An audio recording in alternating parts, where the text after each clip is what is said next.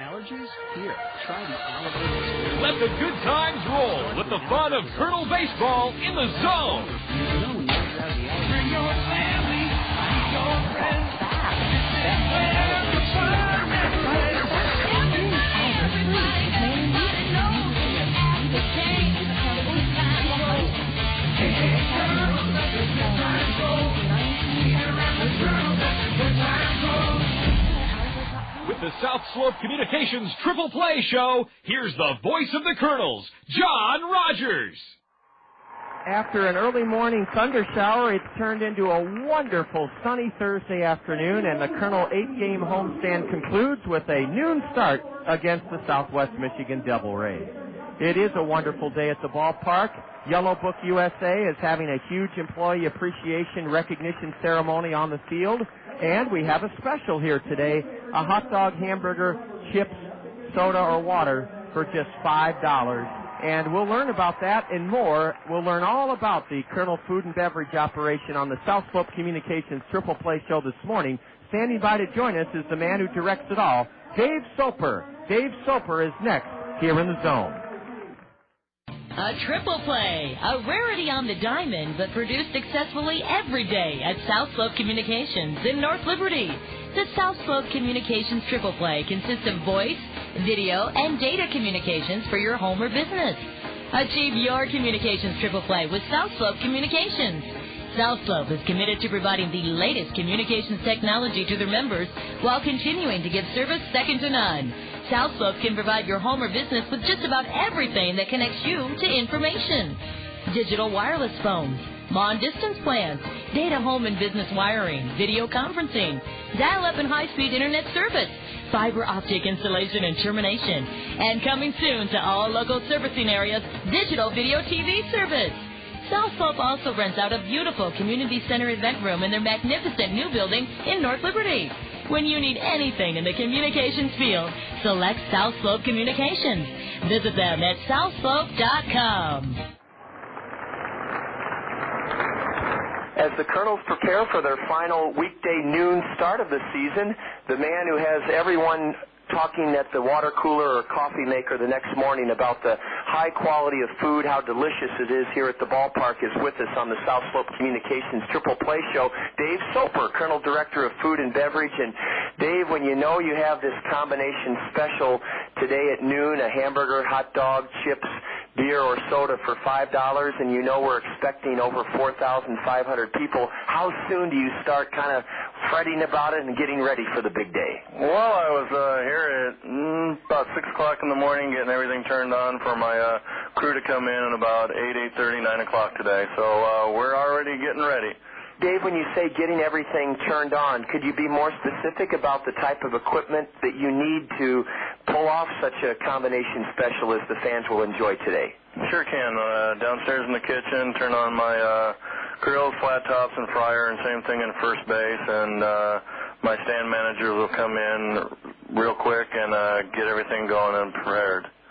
Speaking of prepared, when it's served up at noon, between noon and 2 or 2:30, it has to be fresh, hot, and delicious. Do we have the equipment and the expertise to make it that way? Yes, we do. All our stand managers have been here 2-3 years, and pretty much all my employees have been here pretty much since day one, so that helps make everything go smooth. Dave, everyone raves about this ballpark, and justifiably so. There's no other place like it in the Midwest League. In fact, it outshines many major league ballparks in terms of its facilities. Not everyone, though, gets to see the equipment that you need and use to prepare the food. Could you describe where it is on the spectrum of state-of-the-art and the best you could hope for, and on the other end of the scale, where is our equipment food-wise? Food-wise, it's very top of the line. 5 years ago, it would have been top of the line. Most kitchens around here don't even have the quality of equipment and the size that we have here at the Veterans Memorial Stadium. You mean most kitchens and cafeterias at elementary schools and restaurants, for instance? I'd probably outrival them, yes. That's something. Dave Soper is with us, the Director of Food and Beverage here at the ballpark. And Dave, another thing the Kernels take pride in is being a real source of economic vitality for this community. how many folks approximately do you employ throughout the spring and summer in your department? Once the season kicks off, by the end of May, I have between 100 and 125 working for me. Training is vital then. Yes, very, very vital, and it's nice to have employees returning so they can train the people that are new for this year, and it all works out great. You take the surveys that our front office does very seriously regarding how they're treated when they come up to the concession stand or the hot corner grill or the ice cream palisade where the Wells Blue Bunny is. When you get good feedback, do you share it with your staff? And then when you get critiqued or in some cases possibly criticized every now and then, how do you go about sharing that with your staff so that A, it lifts their spirits when the feedback is good, and B, you can adjust what the complaint is if there is one the next time? Yeah, we take these surveys very serious. It's a fine line between the good comments. We always want to tell them the bad comments. We try to say what they've been doing good, and then, hey, by the way, this happened last night. So the surveys have been really, really a good thing for us this year to help us excel. What's new on the menu this season? This season we have a couple new sandwiches out in the hot corner. We did the ribeye sandwich, and we also have this homestand, the sirloin sandwich, so that's a great addition. And the walking taco's always been great, and we did hand-breaded tenderloins this year in first base, so that's been really good too. How do you decide what to put on the menu, Dave? Do you call other ballparks and see what's been a hit there? Do you go off the surveys that we talked about a moment ago, or do you go by what's new in the industry or your gut feel, or how do you go about knowing what to serve up here? One good thing is most of the big suppliers around Eastern Iowa have food shows that we go to, and they're more than willing to show us all the new products, the up-and-coming new things, and then just calling other ballparks, asking what they work good for them, and we do also go to some. I was down in North Carolina about 2 months ago and just saw what they had too, so that all helps too. Dave Soper's with us on the South Slope Communications Triple Play Show. He's the guy that makes everybody smile throughout the games and after the game about the wonderful food that they enjoy here at the ballpark as part of the entertainment experience. On this Thursday morning, we'll return with Dave in just one moment. This is the South Slope Communications Triple Play Show in the Zone. It's Mike and Mike in the Morning on ESPN Radio, honoring the classics as only they can. Is there a Hall of Famer right now on the New England Patriots? Right now, if their career ended right now. I'll give you one. Adam Vinatieri. Okay, that's two. Bill Belichick. You could put Belichick in right now. The list of coaches who've won 3 Super Bowls, you could count that on one hand. Hold on, then. Go ahead. Bill Belichick has been considered a great NFL head coach since he's been with the Patriots. Right. He has 3 Super Bowls. Right. You want to put him in. Right. Tom Brady has 3 Super Bowls. Nah, that's not the same thing being a player as being a coach. Why? Because it's just not. Okay. That's me like telling Sidney because. I mean, is that... No. So am I the only one to see a parallel here? You got outfield? Sure. Let us field the same. Why? I just thought I'd ask. Well, I just thought I'd tell you. Now tell me who's playing left field. Why? Because. Oh, he's center field. Bridging the gap between generations, it's Mike and Mike in the Morning. Weekdays on ESPN Radio. Dave Soper, Colonel Director of Beverage and Concessions, Food and Beverage, is with us on the South Slope Communications Triple Play Show. And Dave, I want to share a comment I heard when I was part of the Mother's Day brunch out on the pregame picnic area. It was incredible, fabulous, beyond anybody's expectation, and we did it again for Father's Day. Several people came up to me, and this is a compliment to you and your staff, and said, who catered that fabulous Mother's Day brunch? No one catered it from the outside, did they? No, they did not. We did it all in-house, and I have to give credit to my great kitchen crew downstairs. I mean, everybody, my kitchen crew planned it from day one, from both Mother's Day and Father's Day, and it was a hit, and I heard all those comments too, and it's nice to be able to tell them that we did it all in-house. It was a fun time, and it will keep continuing. Good. It's going to be a tradition. Dave, my family's in town, and this noon I've treated them to a Colonel Diamond Suite, and one of the things they'll receive is a menu, just like they would get at a restaurant. And I'll have you look over this menu for a moment and maybe highlight 2, 3, 4 of the most popular items, and maybe some of the things that people that haven't been in a Colonel Diamond Suite don't know that's available here at the ballpark. Okay. We have 3 or 4 pages. The first one is our warm-up page, which has all our, I call them the hot hors d'oeuvres, chicken wings, chicken quesadillas, like meat and cheese trays are very popular. Then the next page, you can always get Papa John's pizza. You can get Quiznos subs. And then we have our munchies of Real Good Munchie Mania is the ultimate nachos, which is homemade chips with taco meat, cheese, and our famous salsa that we make here in house. Then we have some sandwich creations, 4 or 5 sandwiches. A real big hit here that Travis Johnson, our cook downstairs, has done the last 2 years is he puts down a dessert tray every day, pretty much made by hand downstairs. The Sweet Diamond Sweeties, the waitresses go around and present it to each suite, and that's a big hit at the end of the game. Boy, Dave, now I see why people tell me I'm really not sure about if the Colonels won or lost, but I came away very satisfied with the meals at the ballpark. Dave Soper, thank you so much. You do a wonderful job. I know that because I'm out in the community all year long, and I have never heard anything but the utmost admiration and appreciation for the quality and variety and tastefulness of the food here at the ballpark. Congratulations as we head down the final stretch on another marvelous year. Thanks for all you do to make it memorable for our fans. Thanks, John. It's great to work here. Dave, I know you have a family, a couple of really cute kids, and we want to send you away with certificates good at any of our Zio Giano spaghetti houses for the hometown taste of Italy and the pasta that will make you and your family sing, Dave Soper. Please enjoy a visit soon to any of our area Zio Giano's Italian spaghetti houses. Thank you, John. Have a good day. Dave Soper, Colonel Director of Food and Beverage, taking time out of his busy morning preparation for the noon start that will feature a combination special, hamburger or hot dog, chips, soda, or beer for just $5 here at the ballpark. Up next, legendary Hall of Famers Bob Brooks and I set the starting lineups for the homestand finale. Kernels in Southwest Michigan, here in the zone.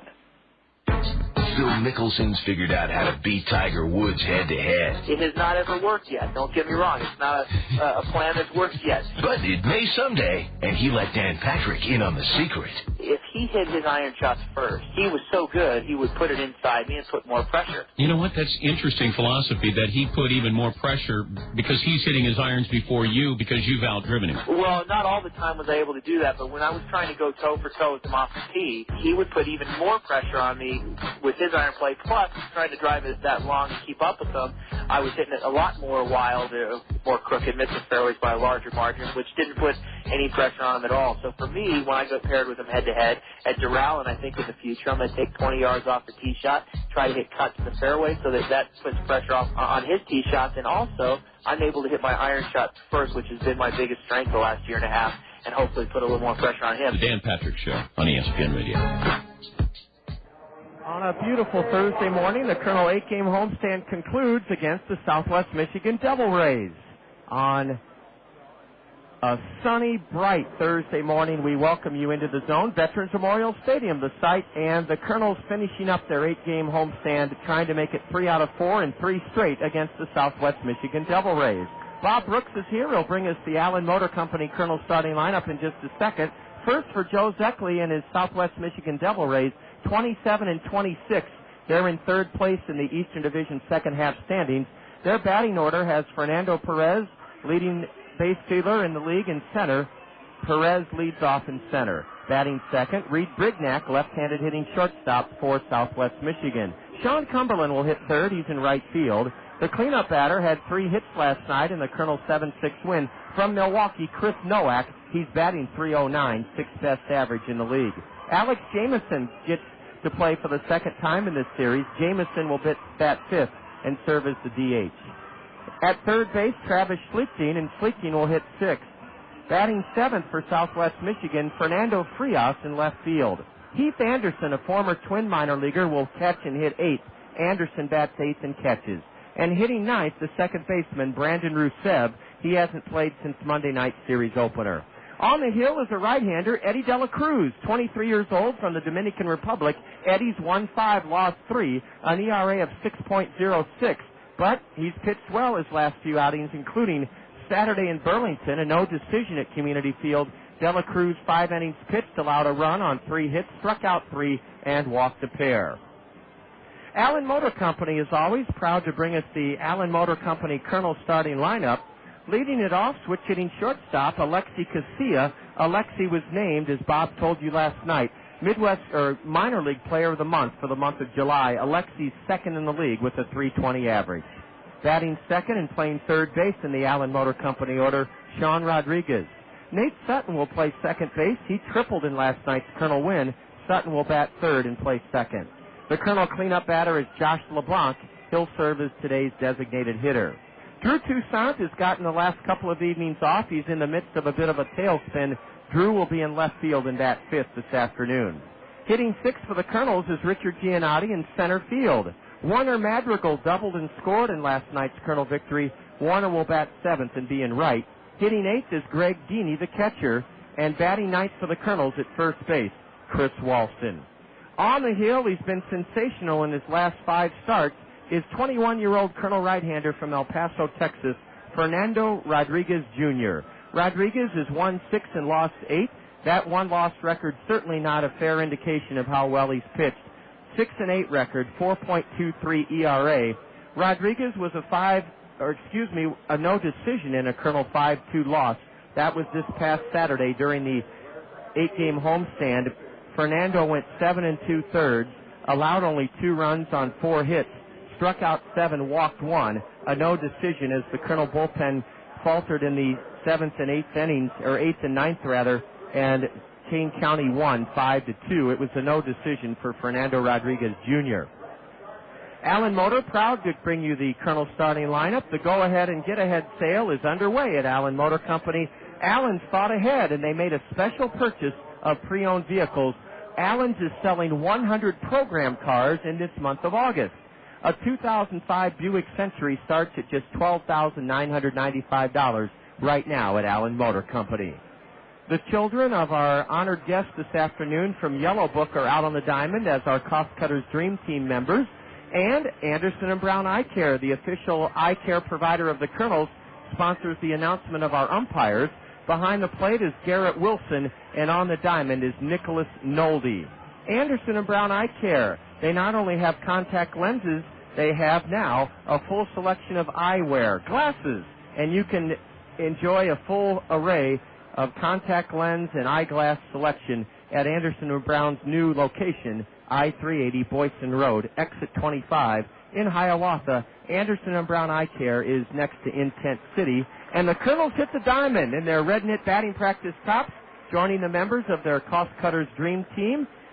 Red tops, blue hats, and red bills. Bob is sitting alongside. He'll have comments about this lovely afternoon in a moment. Right now, though, we're going to join Wendy's as they honor America with a statement about our servicemen and women fighting the war on terror. Now, here's Dale Brote to introduce our national anthem singer. It is being performed today by Doug Jackson of Yellow Book. Listen to the hand for Doug Jackson of Yellow Book. This is Doug Jackson of Yellow Book who will sing the national anthem.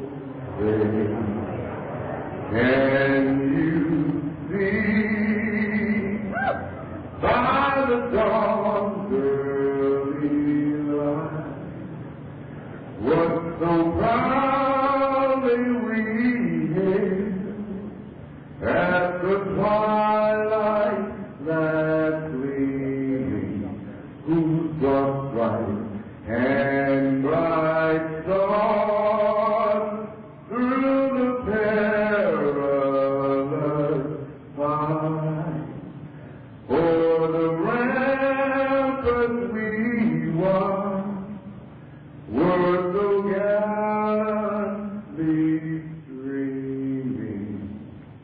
and the rocket red glare, the bumper singing air, gave through the night, and a flag was still there.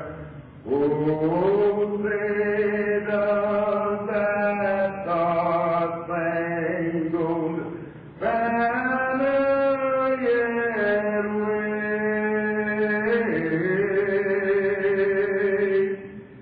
o'er the land of the free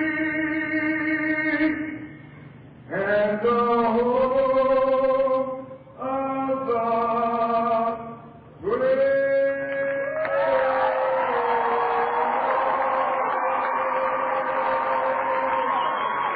That roar is from Doug Jackson of Yellow Book.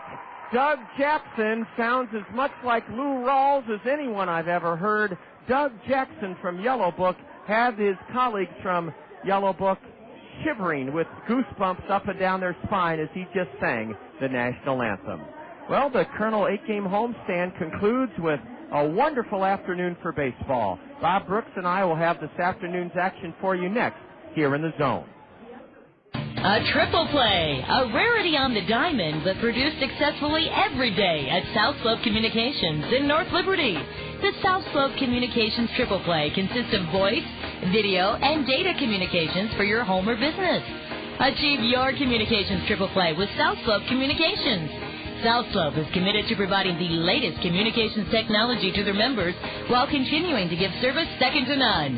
South Slope can provide your home or business with just about everything that connects you to information. Digital wireless phones, long-distance plans, data home and business wiring, video conferencing, dial-up and high-speed internet service, fiber optic installation and termination, and coming soon to all local servicing areas, digital video TV service. South Slope also rents out a beautiful community center event room in their magnificent new building in North Liberty.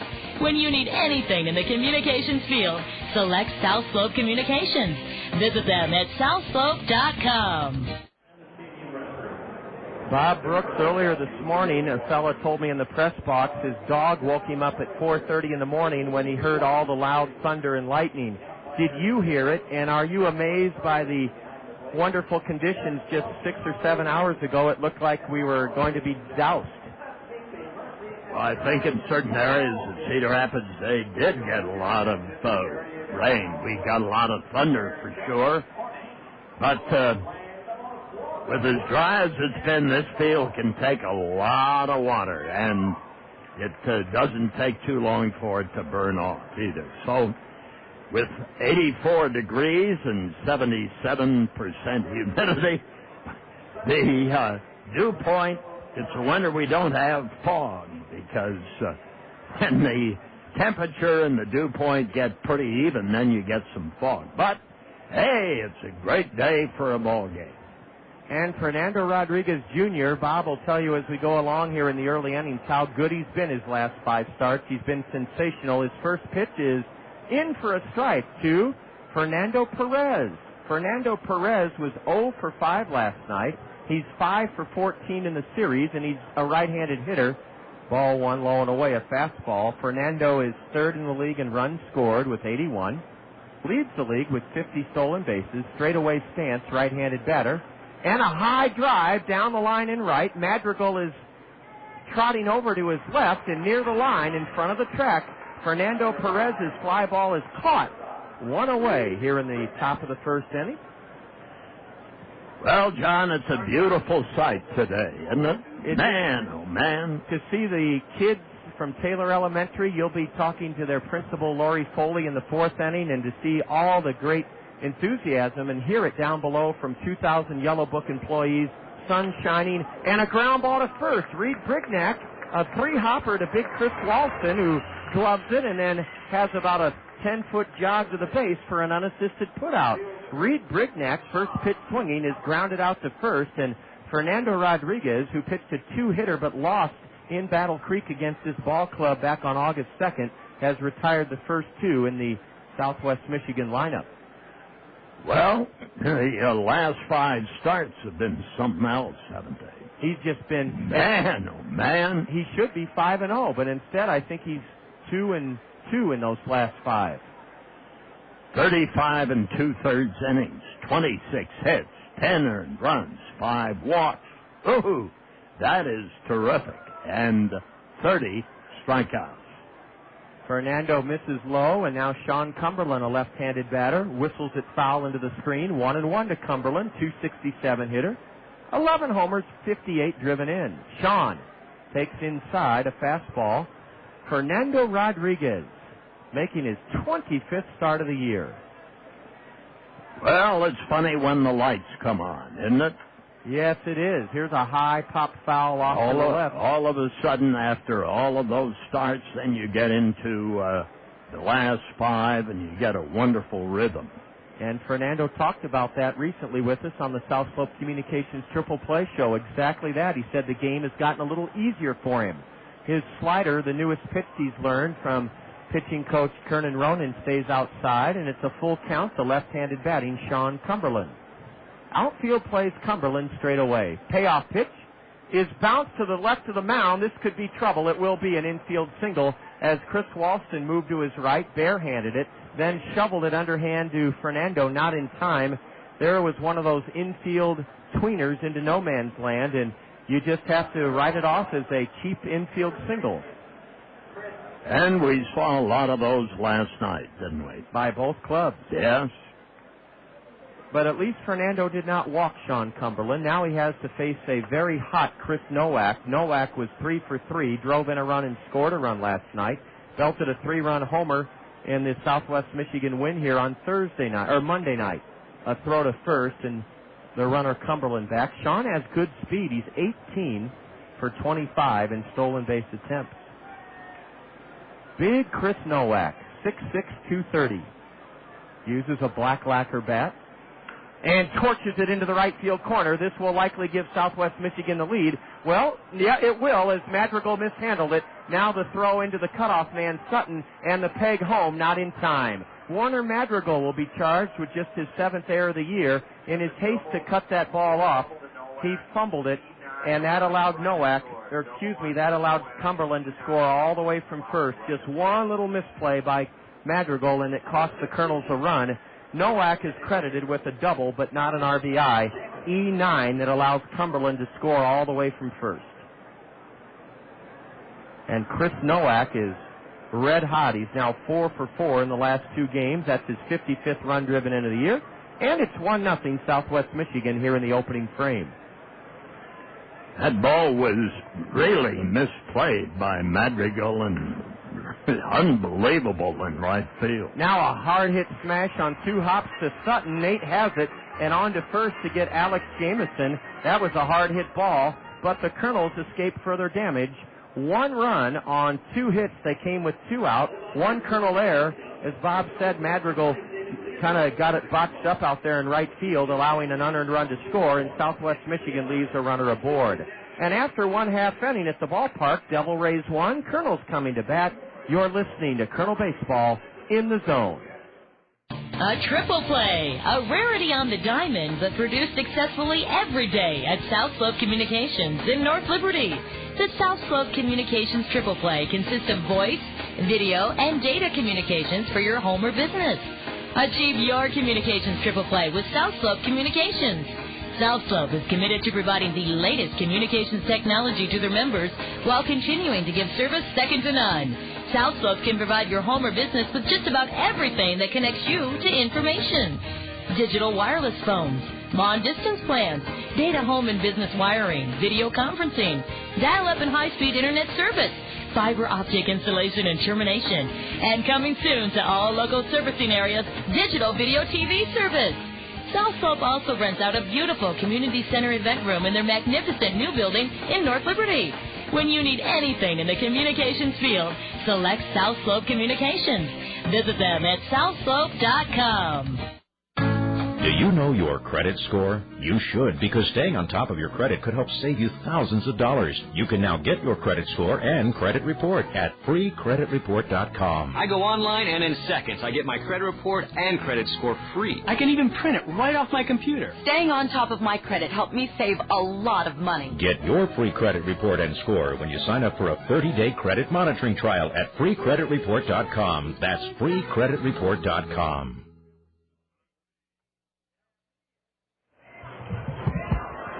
1-0 Southwest Michigan. Alexi Casilla,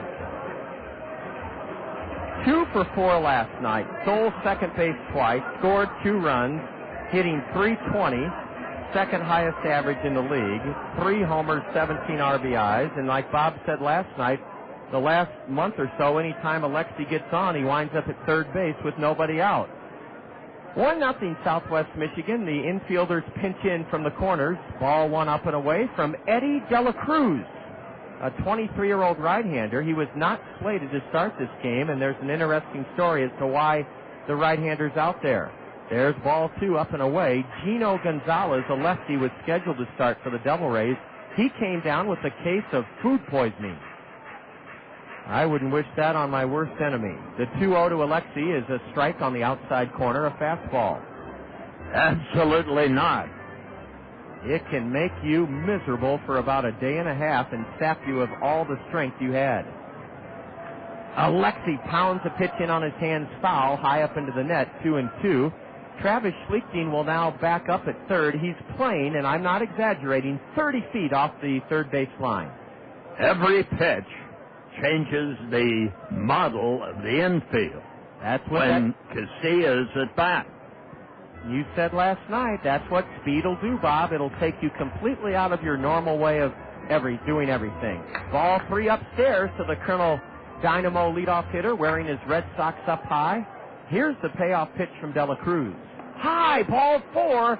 And see how he gets everybody worried? Exactly. He does exactly that, and you cannot place a value on that in baseball. If Alexi were to hire an agent and say, well, these are my numbers, that agent would have to have film of Alexi documenting what he does, because his true worth is far beyond his numbers. And I imagine we're going to see it here in just a moment. And what Bob means is a stolen base attempt and then hopefully an errant throw into center by the catcher, Heath Anderson. That's what we've been seeing late. There goes Casilla. Now he stops and draws a throw. He's back safely as the pitch was called a strike to Sean Rodriguez. This is fun watching Alexi out there every day and night, just wreaking havoc on the opposition.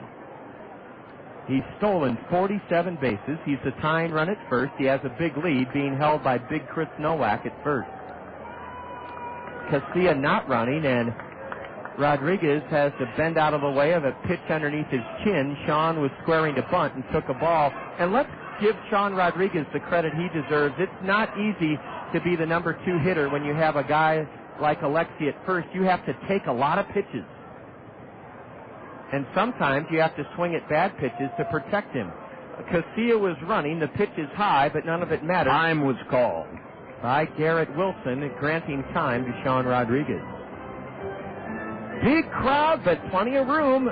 Come on down. A hot dog or hamburger, chips, a soda, or water is only $5. That's the combination special this afternoon. The sun has disappeared for just a moment. A throw to first. Casilla dives back safely. 1-0 Southwest Michigan. They scored an unearned run on an infield single and a double and an error in the top of this first inning. Sean Rodriguez hitting .247, right-handed batter facing the 6'3 right-hander, and another toss to first, and Casilla dives back in safely. Alexi's shirt tail has come out from underneath his belt, so he'll tuck it back in. He can run right out of his uniform. Is Casilla running on this 1-1 pitch? Yes! It's high. The throw to second is in time, and they got Casilla. Alexi Casilla is gunned out by Heath Anderson, and the play went 2-4. Caught stealing, 2-4. Anderson made a beautiful throw, and that may be why he's in the lineup this afternoon. We haven't seen him as a catcher in this series. He's a former Twin farmhand, and he made a perfect throw on ball 2 high to Rodriguez. Yes, he did. And for Casilla, that's... Here's a deep drive to left. Hooking fair and hits the foul pole onto the Randy Keel Confidence Picnic Pavilion. Sean Rodriguez homers for the 3rd time on his homestand, number 11 on the season, and Sean has tied the game here in the bottom of the 1st, 1-1. Well, that'll pep them up here at the ballpark on a noontime start. It's 1-1 with Rodriguez getting also his 37th run driven in. Well, Casilla gets gunned down. That's an important move. Otherwise, it'd be 2-1 Cedar Rapids. And for Casilla, that's only the 10th time that he has been caught stealing this year. Out of 57 attempts, Nate Sutton, a batter. Ball 1 high. Bob, I thought I saw that ball hit the screen that protrudes to the right of the yellow foul pole. Well, it was close. It dented the wood out there, I'll tell you that. Over the 3:15 mark, and now a strike from Eddie De La Cruz. That home run he surrendered, just his 3rd, and this is his 13th start. So he's been very stingy on giving up gopher balls. A let-up is in for a strike, and Nate Sutton, a .230 hitter with a homer and 17 RBIs, is in the hole. 1 ball, 2 strikes. Nate, an open stance. 2 for 3 in the Colonel win last night. Ball 2 is a fastball. Sutton. Well, he's getting that fastball up into the 90-mile-an-hour category, but he's got to get it over. That's De La Cruz. He did on that one a changeup, and Nate took a half swing and went around. 2 gone on a strikeout of Nate Sutton here in the Colonel's first, 1-1. Josh LeBlanc is not your prototypical cleanup batter. He's batted cleanup a couple of times in this second half. He's a compact speedster, a left-handed hitter with a .280 average. He put the Colonels ahead 4-2 last night with a 2-out run-scoring single in the 3rd inning. Josh LeBlanc was 1 for 4 in the Colonel victory. Left-handed hitter. De La Cruz with a fastball upstairs. Eddie De La Cruz is 5-3 on the year. In 68 1/3 innings, he's given up 68 hits. Struck out 56 batters in 68 1/3. Walked 54. And a foul to the plexiglass of the umpire's doors. I was looking down at my scorebook, and that really startled me. Woke you up today noon, eh? Yes, it did. Bob. Well, I think the Rodriguez home run got us all started on just a great day for baseball, and what a scene it is here at the new Veterans Stadium. A let-up is upstairs, and LeBlanc is ahead 3-1. Josh LeBlanc batting with the bases empty, 2 out. Bottom of the 1st inning, and we're tied 1-1. Stadium 4 years now new. Ground ball up the middle. Rusev knocks it down, picks it up and throws. Not in time. And Brandon Rusev, who made an acrobatic play to his right, had the ball hit off the heel of his mitt. It popped into the air, and then his long throw to first from second base was not in time. And there's the advantage, Bob, of having a speedster as your cleanup hitter. That's an advantage, and also roaming to his right, Rusev was having a tough time getting in front of that ball, and he tried to backhand it. The ball hit the heel of his glove, and then he plucked it out of the air, threw too late. Yeah, he threw from shallow right center field on the grass. Drew Toussaint, who's in the midst of a bit of a tailspin, has enjoyed the last 2 evenings off. Drew is batting here in the 1st inning. Right-handed hitter with his college teammate LeBlanc at first, and Drew has taken a pitch high, now a letter-high fastball, strike 1. Toussaint hitting .261, 17 homers, 58 RBIs. He's in the midst of an 0 for 14 slump. And that batting average has slumped to .261. A breaking pitch just on the inside edge, and Drew took it for strike 2. It looked for a time like Toussaint would be a season's 300 hitter. He's got a long way to go now. Well, yes, that's not attainable now. 30. There goes LeBlanc. and Drew slaps it over the pitcher's head. He backpedals and gloves it, and almost threw it away, did Ellie De La Cruz, leaning across the bag toward the Colonel first base dugout. Chris Nowak to snare it. Drew Toussaint with LeBlanc running, bounces back behind the mound where Eddie De La Cruz backpedaled, snatched it, and threw Drew out.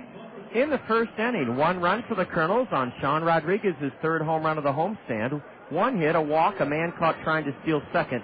No Southwest Michigan errors. Kernels leave 1 man aboard. There were 2 hits in the inning, not 1. 2 hits, 1 by Rodriguez, the homer, and then the infield single by LeBlanc. And after 1, Kernels and Devil Rays tied at 1. You're tuned to Kernel Baseball in the Zone. Tri-State Travel. That's a name most of you recognize as a leader in motor coach transportation. Our deluxe red, black, and white coaches offer comfort and convenience for both student and adult group transportation. Did you know we have the highest safety rating in the industry? We have a trained staff of drivers and can provide a coach to meet the needs of your group from 29 to 54 passengers. No other company can promise you all this and back it up with 65 years of experience. Tri-State Travel, we're in the phone book and on the web at tristatetravel.com. Summer is a perfect time to enjoy fresh, colorful flowers and blooming plants. Peck's Flower Shop and Garden Center has the finest quality flowers and plants for both indoors and out. Plus, as always, all the expert advice you need to make your plants grow their best. Whether it's a single fresh flower or an entire wedding, a single household plant, or a yard of landscaping, Peck's does it all. Family-owned and serving Eastern Iowa since 1956. We've been proud supporters of Kernels Baseball for over 10 years. Peck's offers you the best plants and flowers available. Peck's is also your professional FTD and teleflorist florist with a certified garden, nursery, and landscaping center. Peck's is your year-round growing center and flower headquarters. Stop in for Peck's Fresh Flower feature. Fresh-cut short-stem roses, just $9.95 a dozen, cash and carry. Peck's Flower Shop, Garden Center, Nursery, and Landscaping at the corner of Blair's Ferry and Edgewood Road Northeast.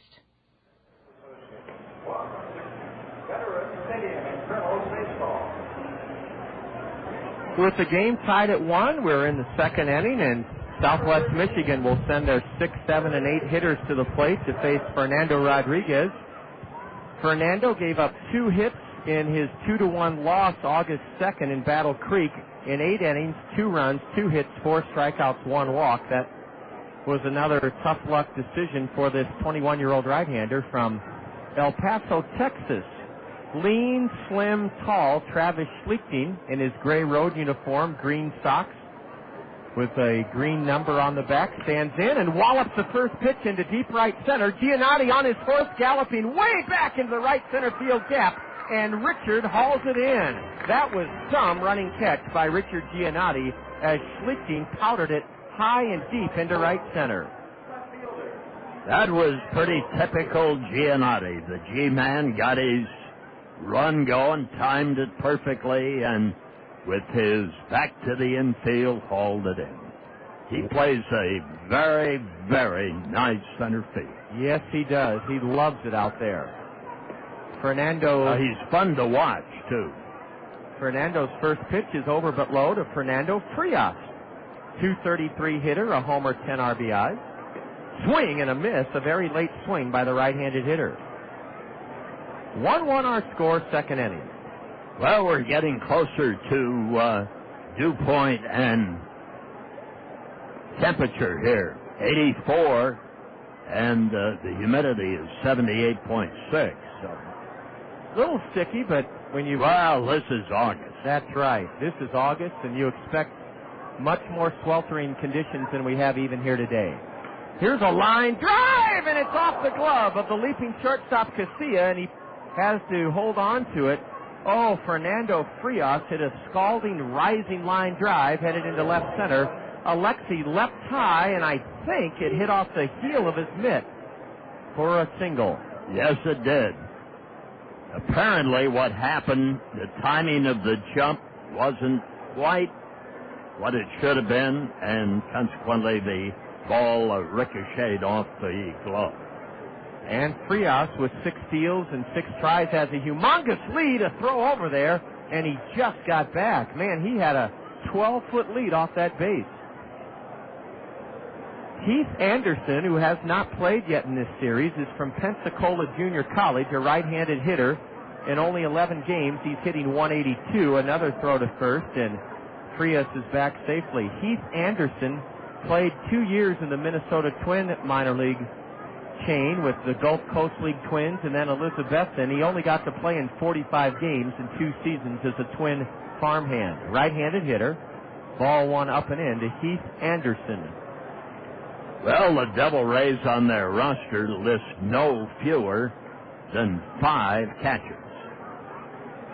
One of them catching today, Heath Anderson, 6'4", 200 pounds, out of Panama City, Florida.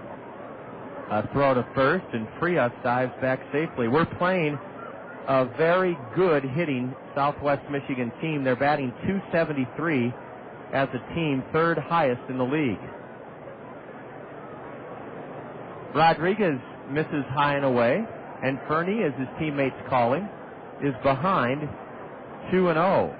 1 on, 1 out, 1-1 the score. Heath Anderson, no homers, 2 RBIs, stands straight away at the plate, wide stance, and uses a brown-colored bat. There goes the runner. Swing and a miss. Throw to second. High. Sails into center, and that'll allow the go-ahead run Frias to dash to third. Throwing a stolen base, the 7th of the year for Frias, and Greg Deeney put too much on the throw and heaved it into center field for the first Kernel error of the day. And now, with 1 out, Southwest Michigan has a great chance to take the lead back here in the 2nd inning. Yes, Deeney came up firing, and he put everything he had into that, and then instead of going to second, it went to center field. And Giannotti was backing up the play. Frias on to third with a stolen base and throwing error. 2-1 to the batter, Heath Anderson, infield back. Heath swings and tips it foul into Deeney's glove, and boy, could Fernando Rodriguez use a strikeout or a pop-up here with 1 out and the go-ahead run at third. 2nd inning, 1-1 the score. Fernando working from the windup, the 2-2. Swing and a miss! A huge strikeout of Heath Anderson. That looked, Bob, to be the pitch Fernando told us he's so pleased with learning it this season, a slider, and it went... That's exactly what it was. It went down and away to Heath Anderson. Had a lot of movement on it, and it's a fastball that when it comes to the plate, you think you've got to swing at it, and you swing over it as the ball takes a sharp drop. The number 9 hitter, Rusev, chops it to short. Casilla has to lay back, take a tough second hop, and throw the batter out. Alexi Casilla made a very difficult play to end the Southwest Michigan 2nd inning. Man, that second hop came right up into Alexi's chest, and he had to thrust his mitt in against his Adam's apple and then glove it and throw in time to get Brandon Rusev. How about the Kernels and Fernando Rodriguez? They prevent the Devil Rays from taking the lead. Southwest Michigan had the go-ahead run at third with only 1 out, and they did not score him. No run. Casilla had an opportunity there to not get him out because of the in-between hop, but once he got it, he gunned that ball to first base, showing a fine arm. No runs, a hit, 1 Kernel error, their 2nd of the afternoon. And after an inning and a half, the Kernels won, Southwest Michigan won. You're listening to Kernel Baseball here in the Zone. I think it's time to move on. I mean, you're just so unreliable and boring. Face it, you're a fair weather friend, and I found someone else, someone I can always count on. I'm really in love this time, so... goodbye, Dish. Breaking up is easy to do when you switch to Mediacom. Call today for a great deal. Family cable with digital 2-star, including Showtime On Demand and Stars On Demand for just $39.95 a month for 12 months. Plus, get Mediacom Online high-speed internet for just $39.95 a month for 12 months.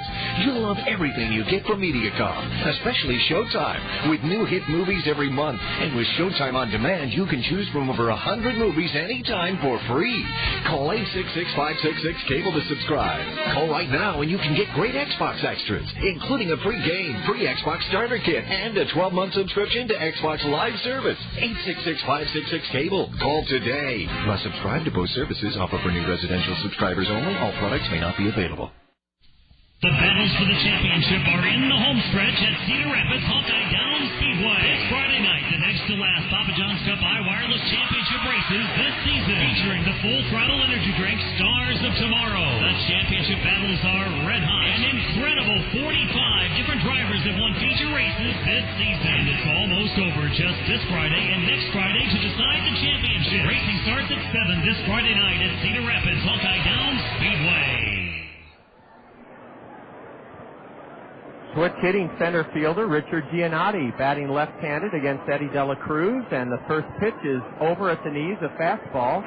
Richard hitting .233, 3 homers, 26 driven in, 1 for 4 in the Colonel win last night, and a bouncer to first. This will be easy for Chris Nowak as Richard topped it, and the 2-hopper is gloved behind the base. Nowak a few steps in front to the base, 1 out here in the Colonel second inning. We're tied 1-1. Well, again last night in Tampa Bay, the Devil Rays gave the New York Yankees a loss, 7-6. They have been tough on New York this year, and you can tell that they're making an effort, at least, to develop a solid Major League team. Warner Madrigal lacing one into deep right center, and on the run, the speedster Fernando Perez makes a sensational catch to take a double, if not a triple, away from Warner Madrigal. That ball was tailing away from Perez, and he ran it down in right center. Even a better catch than Giannotti made in the top of the second inning. Yes, it was. It took more speed and a little more agility to get it done. Bob, yes, Tampa Bay has had a very good second half. Not just playing well against the Yankees, but overall they've played very well. Greg Deeney playing in his 4th game as a Colonel, looks at strike 1. Greg hitting .182, no homers, no RBIs. And that comes down to this level because right now this team's carrying 31 players. A high bouncer near the bag at second, and right next to the bag, Brandon Rusev has it, retires Greg Deeney from second base, throwing him out. Deeney hit a Baltimore chop high into the air, and the Colonels go quickly and in order in the home half of the second. And after 2, Colonels 1, Devil Rays 1. Joining Bob for the third inning, Colonel broadcast assistant Julia Jansen. This is Colonel Baseball in the Zone. Dan Patrick, your 2005 Sports Emmy winner for studio host. So to Mike Tyson in Bolivia, Manny Ramirez, who still doesn't know which team he plays for, and to our good friend at the home run hitting contest in Houston, Miguel Tejeda. Dan Patrick would like to thank Dan Patrick and the Lord Jesus Christ for helping me give 110%. And finally, I'd like to thank Schwartzman's Toupees on 34th and Broadway. I couldn't have done it without you, Maury. Excuse me? After further review and a recount, the Emmy once again goes to Bob Costas. Bob Costas. What's a man need with 17 Emmys? He joins us now. Bob, congratulations. Hello, loser. The Dan Patrick Show on ESPN Radio. Whether you're a painting pro or a weekend warrior, step this way to your neighborhood Sherwin-Williams store for our big annual Werner Ladder Sale. Sherwin-Williams is now your exclusive store for Werner Ladder Central, where you'll find a full range of professional ladders.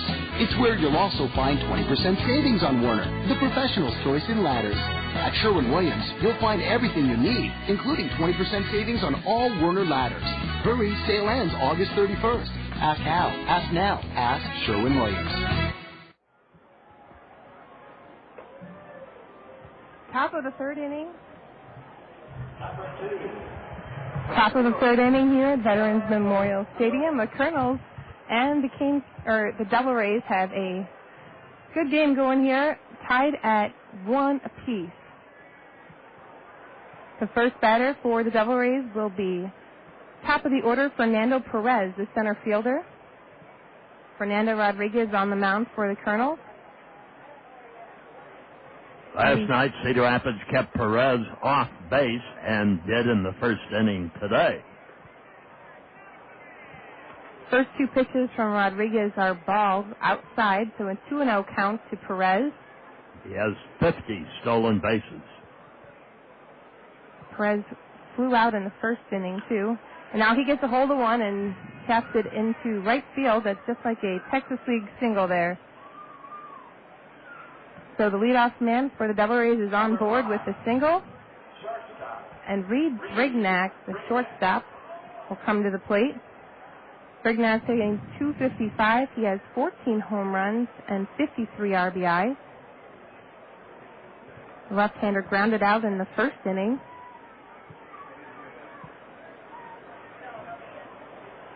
For Perez, he is Tampa Bay's answer to Casilla of the farm club of the L.A. Angels of Anaheim. There's a throwback to first, but not in time to get Perez. On deck is Reid Brignac, and then it will be Sean Cumberland. Rodriguez sets. Throwback to first. Safe.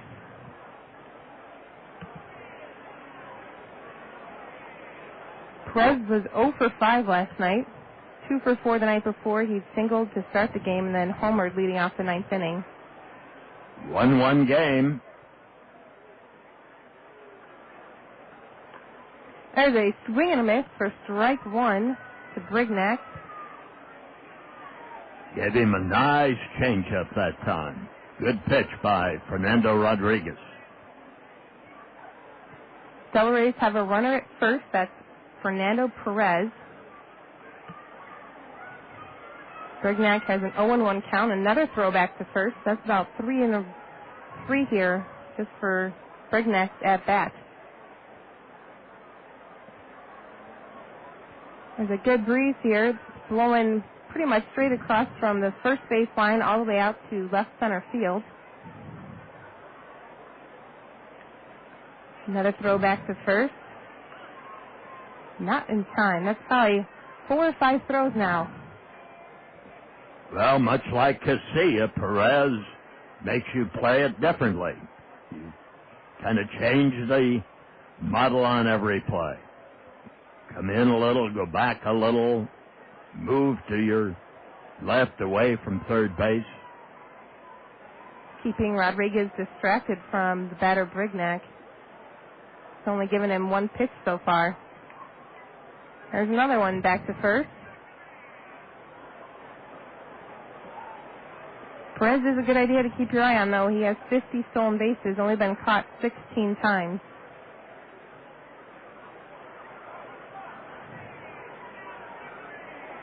No balls and 1 strike to Reid Brignac, hitting .255.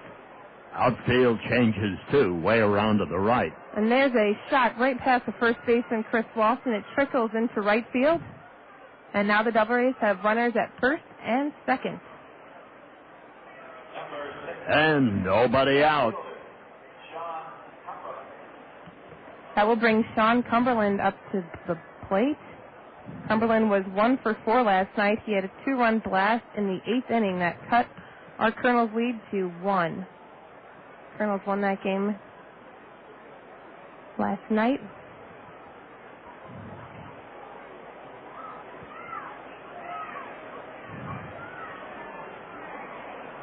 Nobody out here in the top of the 3rd inning. We have a tie game, 1 apiece to the Devil Rays and the Kernels. There's a tapper, gets in between the first and second baseman. Bases are loaded. Now 3 straight hits given up by Fernando Rodriguez. All of them singles. In fact, that's what the Southwest Michigan team has feasted upon in this series, has been singles. Well, they had a 2-run homer last night and another home run early in the game. But in the main, they have just punched the ball at the Cedar Rapids Kernels, just hitting the holes. Already the Devil Rays have 1 run on 6 hits. The Kernels have 1 run on 2 hits and 2 errors. And only 1 extra base hit in that half dozen, the double. First pitch to Chris Nowak is outside for ball 1. Bases are loaded, nobody out here in the top of the 3rd inning.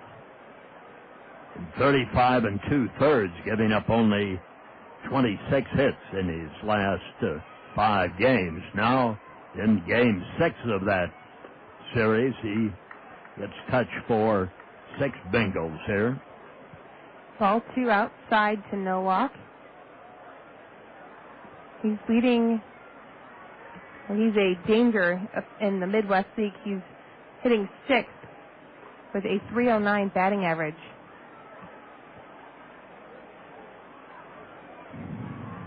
The 2-0 pitch. They call ball 3.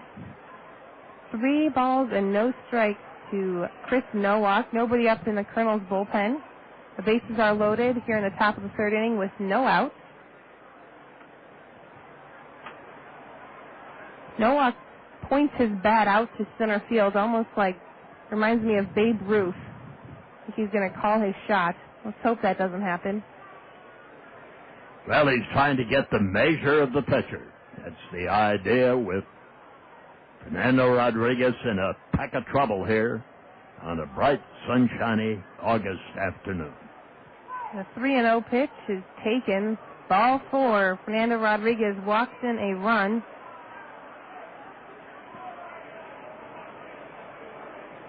Here comes Kernan Ronan for his first visit of the day, and 2-1 now in favor of Southwest Michigan, but they're going for the bundle here in the top half of the 3rd. Alex Jamison will be next to bat for the Devil Rays. This will just be his 3rd game with the Devil Rays. Now T.J. Stanton will start to warm up down in the Kernels bullpen. Kernels have been spoiled by good starting pitching. 2 nights ago, Nick Green had a complete game.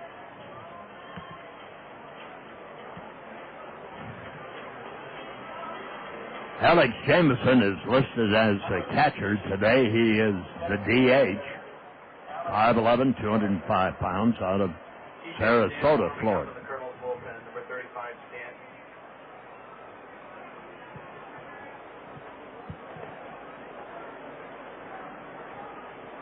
Alex Jamison, the left-hander, instead of the catcher. Batting .083. Takes the first pitch for strike 1. That's the first strike Rodriguez has gotten called in a while. Waiting on deck is Travis Schlichting, and then it'll be Fernando Frias. The 0-1 pitch in the dirt.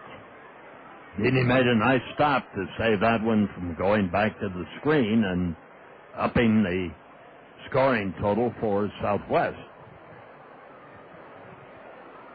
Jamison didn't play last night. The night before he was 1 for 3. This is just his 4th game here with the Devil Rays. There's a time called. We're in the top of the 3rd inning. There's no outs yet. The bases are loaded with Devil Rays. Devil Rays just took the lead 2-1. And there's ball 2 to Alex Jamison.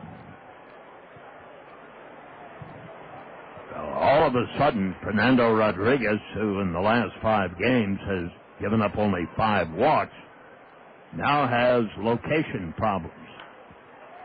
Jamison gets a piece of one, but sends it foul down the first baseline. It'll bounce onto the concourse. I'd like to welcome Yellow Book here tonight. There's a huge group of them out here. What's the group out on the Randy Keel Confidence Pavilion tonight? Well, we have a whole bunch of them. There's a swing and a foul back. On deck 4, Rockwell Collins. On deck 3, the D.C. Taylor Company. Deck 2, Aegon Investments. Deck 1, Rockwell Accounting. We had pregame picnics for Applebee's and for the Arc of East Central Iowa. 2-2 pitch is driven into center field. Running to make a catch is Richard Giannotti. The runner at 3rd tags up and scores. So Alex Jamison did his job to sacrifice fly to the outfield. That's his first RBI as a Southwest Michigan Devil Ray. That was the first out for the Devil Rays here in the top of the third inning. That'll bring Travis Schlichting, the third baseman, up to bat. He's hitting 250. Devil Rays have runners at first and second, and they lead the Kernels 3-1. First pitch to Schlichting is ball high. Is that a curveball that he's trying to get a slider over, Julia, and he's been missing upstairs with it, which could be a problem. Rodriguez sets himself and fires. Ball too low. That was an 88-mile-an-hour fastball that time. The Devil Rays had 4 singles to start off the top of the third inning.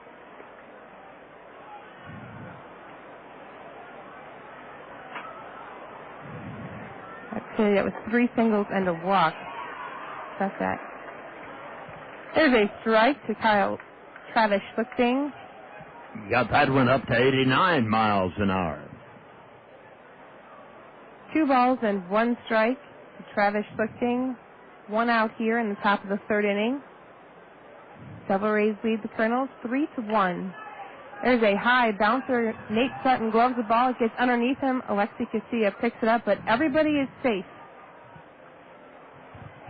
That ball made a funny play on Nate Sutton. It got underneath his glove and then rolled behind him to Alexi Casilla. Well, Sutton charged it. He tried to make a play, but squirted under his glove, and he's going to be called for an error. So last night the Devil Rays made 5 errors, and the Kernels already in 3 innings today have made 3 errors. That ball could have been played much better, of course. Fernando Perez, the left fielder, taps the ball right to Alexi Casilla. Double play possibility here. It is. They turn it for a double play. Alexi Casilla to Nate Sutton at second. Sutton over to Walston at first. Well, getting out of that mess with only a couple of runs is a wondrous situation. He got the double play, that is, Rodriguez at the right time, and Sutton atoned for the error by making a good pivot at second. Casilla fed him the ball, and the double play resulted in retiring the side, and only 2 runs to damage when it could have been double digits here. Could easily have been double digits. The Devil Rays strike for 2 here in the top of the third inning on 3 hits. There was 1 error. They leave 1 man aboard. They've stranded 3 here in the game. The Kernels are coming up to bat. You're enjoying Kernel baseball here in the zone. Take out the papers and the trash. Before you take out the trash, remember to recycle glass bottles and jars, most plastic packaging materials, paper products, and cardboard. Unfortunately, there are items that cannot be recycled, including plastic bags. They can be reused or put in your trash containers for curbside collection. Styrofoam can also be discarded with the rest of your trash and garbage. Cedar Rapids Solid Waste and Recycling thanks you for your efforts to reduce waste and save landfill space. Phil Mickelson's figured out how to beat Tiger Woods head-to-head. It has not ever worked yet. Don't get me wrong. It's not a plan that's worked yet. But it may someday, and he let Dan Patrick in on the secret. If he hit his iron shots first, he was so good, he would put it inside me and put more pressure. You know what? That's interesting philosophy, that he put even more pressure because he's hitting his irons before you because you've outdriven him. Well, not all the time was I able to do that, but when I was trying to go toe-for-toe with him off the tee, he would put even more pressure on me with his iron play, plus trying to drive it that long and keep up with him. I was hitting it a lot more wild, more crooked, missing fairways by a larger margin, which didn't put any pressure on him at all. So for me, when I got paired with him head-to-head at Doral, and I think in the future I'm going to take 20 yards off the tee shot, try to hit cuts in the fairway so that puts pressure off on his tee shots, and also I'm able to hit my iron shots first, which has been my biggest strength the last year and a half, and hopefully put a little more pressure on him. The Dan Patrick Show on ESPN Radio. We head into the bottom of the third inning. The Devil Rays and the Kernels. Devil Rays 3, the Kernels 1. Chris Walton will lead it off for the Kernels. Chris is hitting .162. He has 10 home runs, 23 RBIs, 2 doubles, and no triples. Playing first base tonight. The first pitch from Eddie De La Cruz is swung on and missed. Strike one. 91-mile-per-hour fastball. Eddie was signed with Tampa Bay as a free agent in 2000. Comes from the Dominican League. Strike two, catches the corner. 50-mile-per-hour pitch there.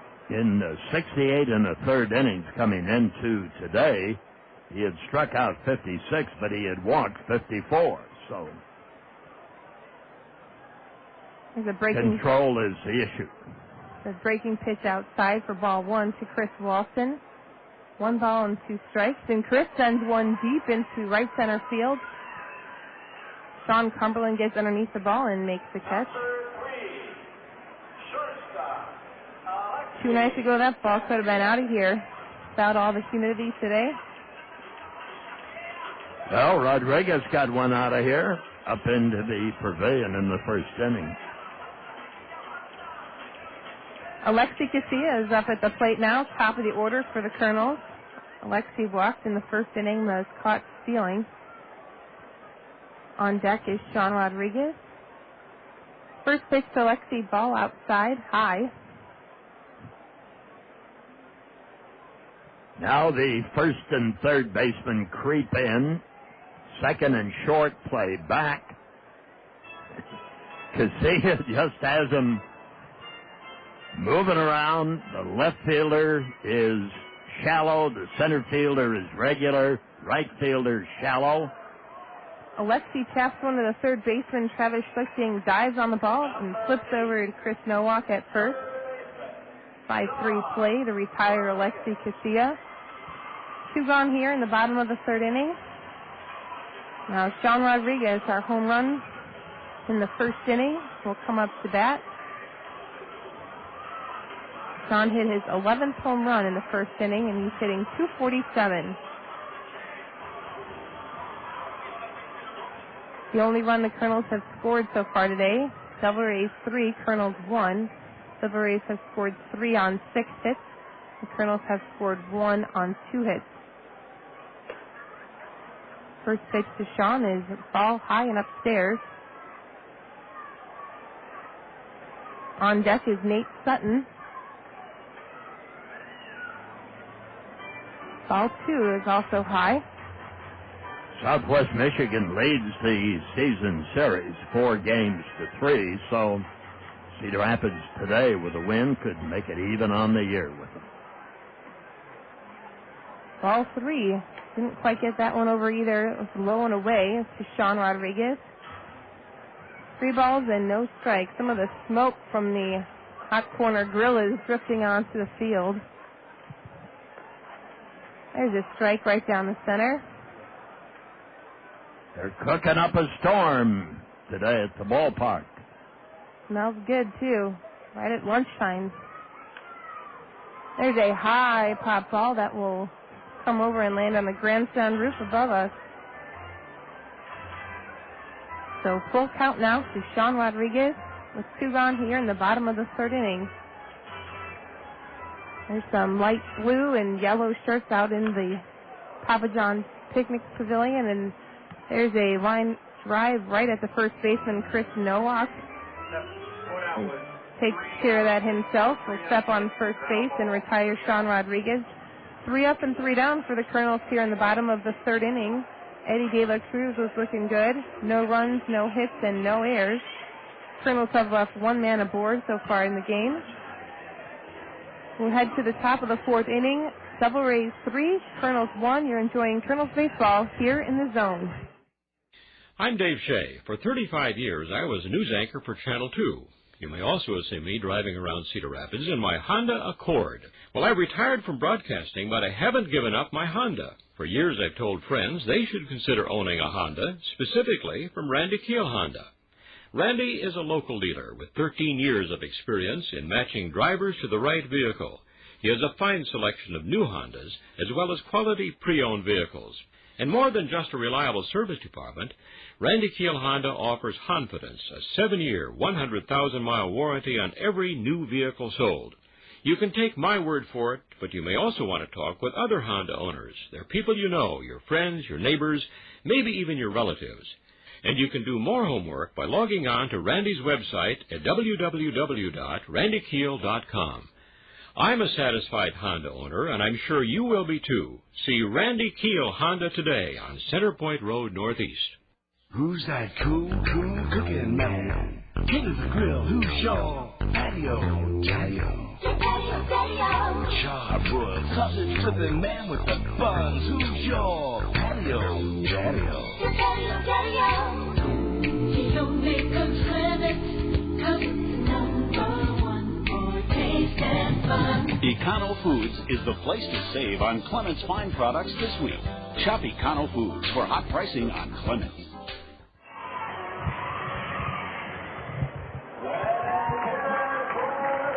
And back at the ballpark where it's a 3-1 ball game in favor of Southwest Michigan on 3 runs, 6 hits, no errors.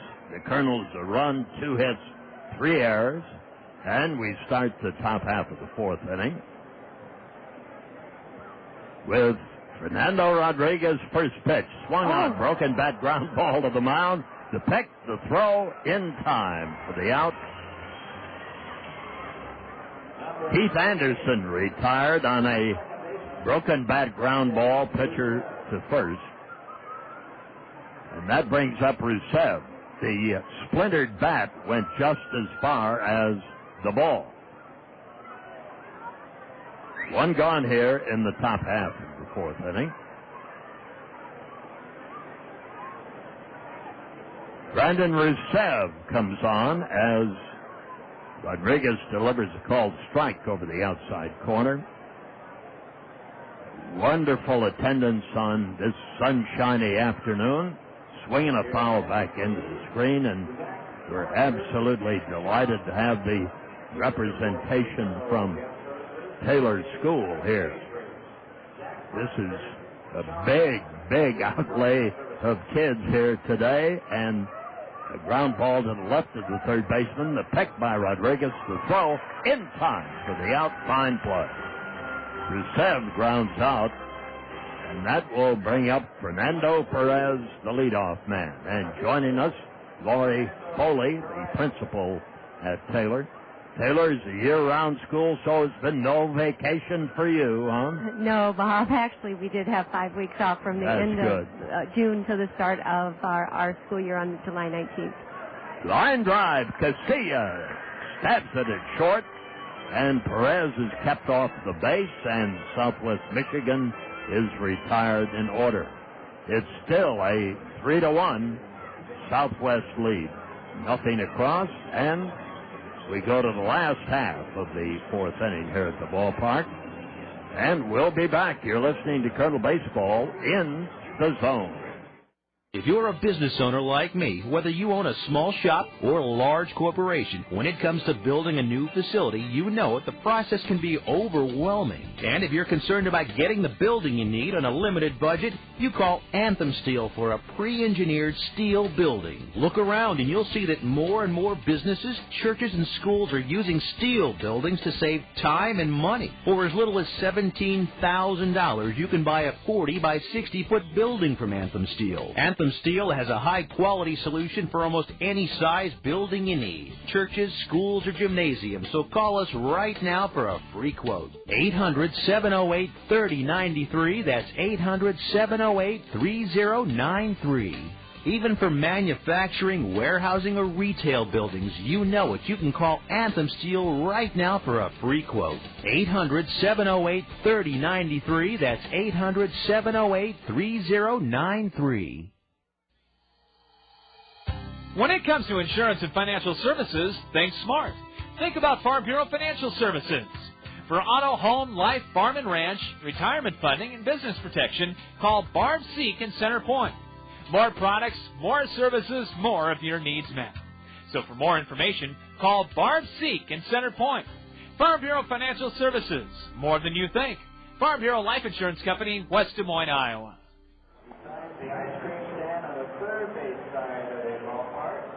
Taylor School Day at the stadium. Principal Lori Foley is with us, and since you've been in session, you don't have the great startup now that the kids will have next Tuesday. No, we're well underway. We're already a month into school, so this was a nice treat to come out to the ballpark and still experience a little bit of summer. And our gym teacher has done a little bit with baseball to make a curriculum correct connection, so it's kind of a fun day. Well deserved for the kids. And how many students do you have here today? Well, we have about 231 students, and with staff included, 276. Little chopper down along the first base line, and Sutton rounds out to Chris Nowak unassisted. One gone, and that brings up Josh LeBlanc. And you also had a thrill, I guess, with the police escort coming. We certainly did. Cedar Rapids Police was fabulous. They sent out 3 squad cars to make sure that we arrived safely, and they'll be waiting for us at the conclusion of the game to get us back to school. Now the motion. De La Cruz's pitch is low for a ball, makes it ball 1, no strikes. We have Josh LeBlanc, left-handed batter of the Kernels, the DH today. There is a strike on the inside corner, and we go even at 1 ball, 1 strike, 1 out. Devil Rays lead 3-1. This fastball is blowing outside at 91 miles an hour. 2 balls and a strike here in the last half of the 4th inning. And the pitch swung on and missed. Ball 2, strike 2. With the gym program out there, do the kids, do you find out, Lori, do they know baseball before they get to Taylor? Some do, some don't, I suppose. It's interesting. At the beginning of the game, as I was standing behind where the children were seated, they were watching the game and responding appropriately, so they had a sense of what was going on, and they were certainly supporting the Kernels. Ball 3, strike 2. Now the pitch on its way. Swung on and missed. He struck him out. So a good, solid fastball gets Josh LeBlanc, and that brings up Drew Toussaint. Lori, you were telling me it's the same number of days as every other school in the city. Correct. We have 180 days, and it's just a little bit different configuration. So our kids start in July, but they'll have a little break coming up here into September and October, and they have the option of attending intersession classes for a little bit extra, but it's not required. But they end up with 180 days like every other Iowa school has. 2 strikes quickly put on Toussaint by Eddie De La Cruz of Southwest Michigan. He's in the groove right now as this pitch comes in up around the letters inside for a ball, and it's ball 1 and 2 strikes. Catcher gives a sign. Here's the pitch. Curveball. He swings and misses, and he strikes out. And all of a sudden, Eddie De La Cruz, who has had all kinds of control problems, has gone through 4 innings with only 1 walk, and he has given the Kernels 2 hits and a run, and that has been it. And he's retired 10 in a row. So there was nothing across in the last half of the 4th for the Kernels.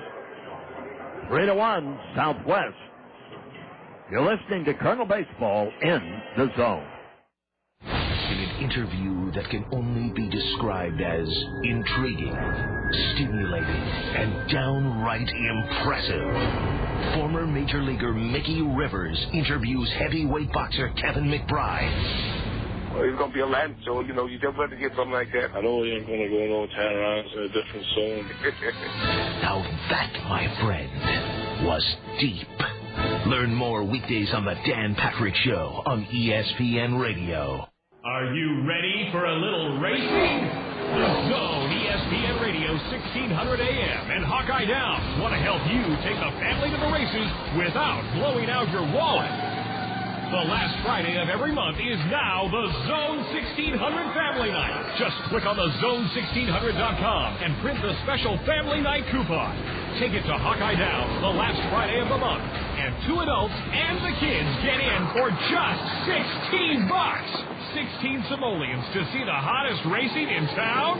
That's freaking unbelievable. Get your valuable coupon today at the worldwide headquarters of the Zone, thezone1600.com. And we'll see you at the Zone 1600 Family Night at Hawkeye Downs, the last Friday of every month, all summer long. Hawkeye Downs Racing. Another killer deal from your home of Hawkeye Downs Racing on the radio. The Zone, ESPN Radio, 1600 AM. Now into the 5th inning of this afternoon, the matinee special here at the Veterans Memorial Stadium with Southwest Michigan leading 3-1. First batter will be Reid Brignac. Had a single and a run scored, and the first pitch by Fernando Rodriguez is in there for a strike. It's strike 1.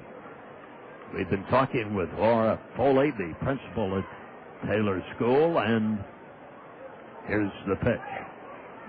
He offered at it, and he swung at it. So it's strike 2 quickly to Brignac.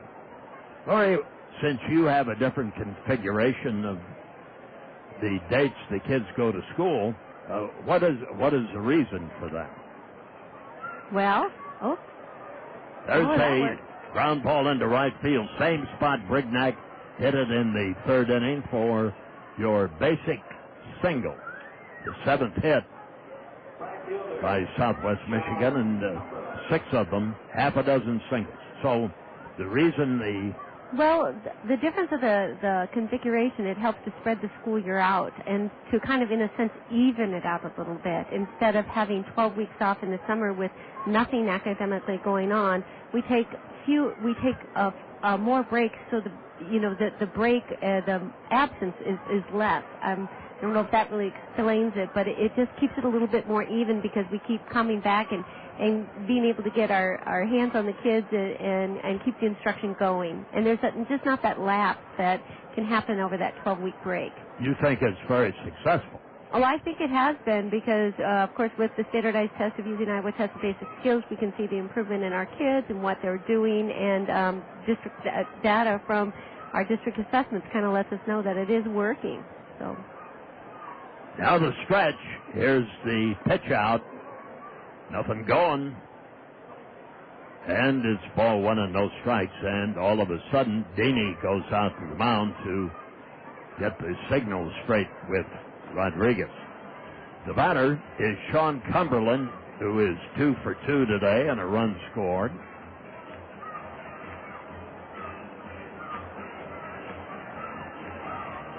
Cumberland got the 3rd single in the top half of the 3rd when the Devil Rays scored twice. Runner at first. And now Rodriguez steps off the pitching rubber.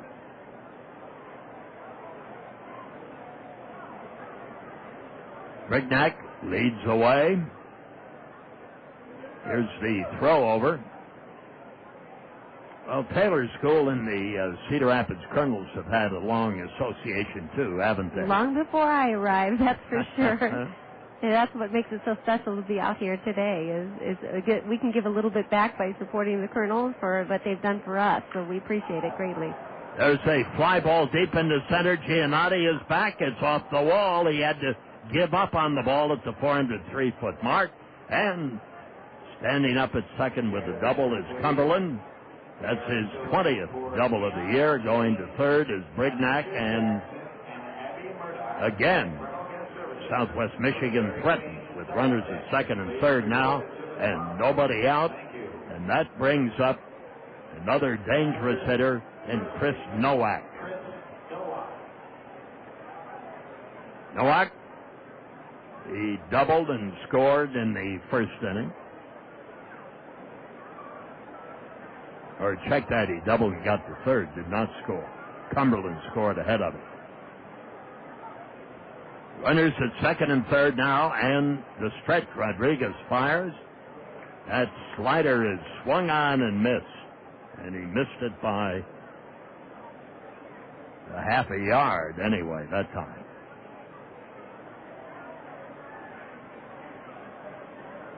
Now the stretch and the pitch, swung on and fouled back.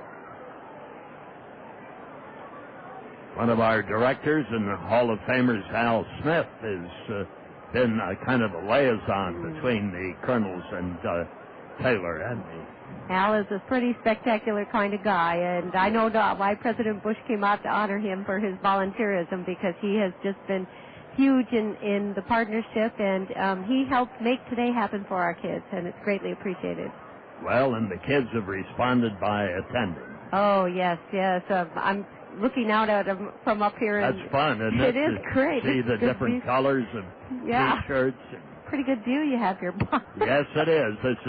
This is a very comfortable view, Laurie. One I really enjoy. Well, you kind of are an Eastern Iowa sports guy, you know. There's a ball that's inside, and we go to a ball and 2 strikes on Nowak. Runners at second and third, top half of the 5th inning, 3-1 in favor of the Devil Rays, with Alex Jamieson on deck.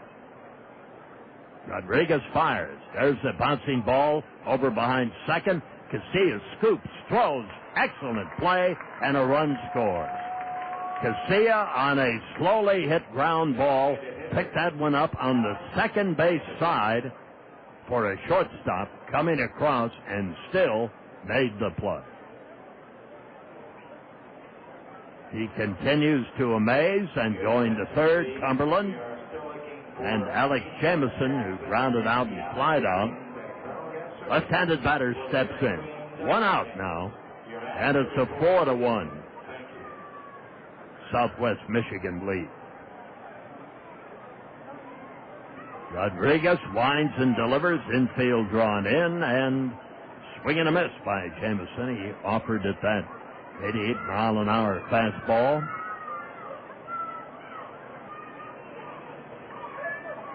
Walston and Sutton on the right side of the infield for the Kernels. This pitch backs him away a bit, and Jamieson steps back. With a fly ball, a sac fly, in the top half of the third, Jamieson got his first run driven in as a Southwest Michigan player. Swing and a fly ball to right. Madrigal on the run. The ball drops in for a base hit, and trotting in easily to score is Cumberland. And the second RBI by Jamieson. Little sinking fly ball in front of Warren Madrigal in right field, and that makes it a 5-1 game. And the Kernels will stir again in the dugout and will send T.J. Stanton down there to warm up again. So for the second time on this afternoon, Stanton warms up in the bullpen. Runner at first base. Laurie, you're being called, are you? Okay. Thank you very much for coming up. We certainly appreciate it. Laurie Foley, the principal at Taylor School, stopping by for a visit today. It's always a wonderful occasion to have a lot of kids at the ballpark. Now the stretch. Runner leads. Here's the pitch. Curveball and a fly ball hit into center field. Giannotti is right there. Takes about 5 steps forward, makes the grab, and 2 men are out, and Jamieson remains at first base. Right now, 5 runs on 9 hits for Southwest Michigan versus a run and 2 hits for the Kernels.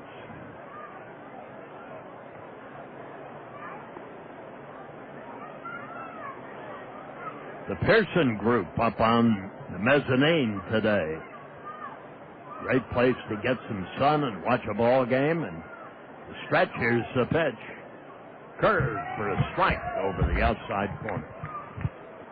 Well, Bob, everything's all right. Lori just had to go to see one of her, a counselor needed her to in regards to a student, but we understand it's a non-emergency. Now the stretch. Here's the pitch.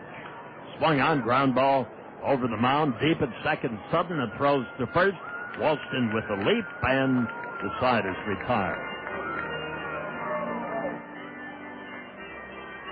So Fernando Perez goes down. 4-3 if you're scoring today, and on 2 runs. There were 3 hits, the second extra base hit out of 9 for Southwest Michigan, and there were no Colonel errors and 1 man left. And at the end of 4.5 here, it is 5-1 Southwest Michigan. We'll be back. You're listening to Colonel Baseball in the Zone. Your home is a powerful asset. Managed wisely, it can help you with home improvements, tuition, and other expenses.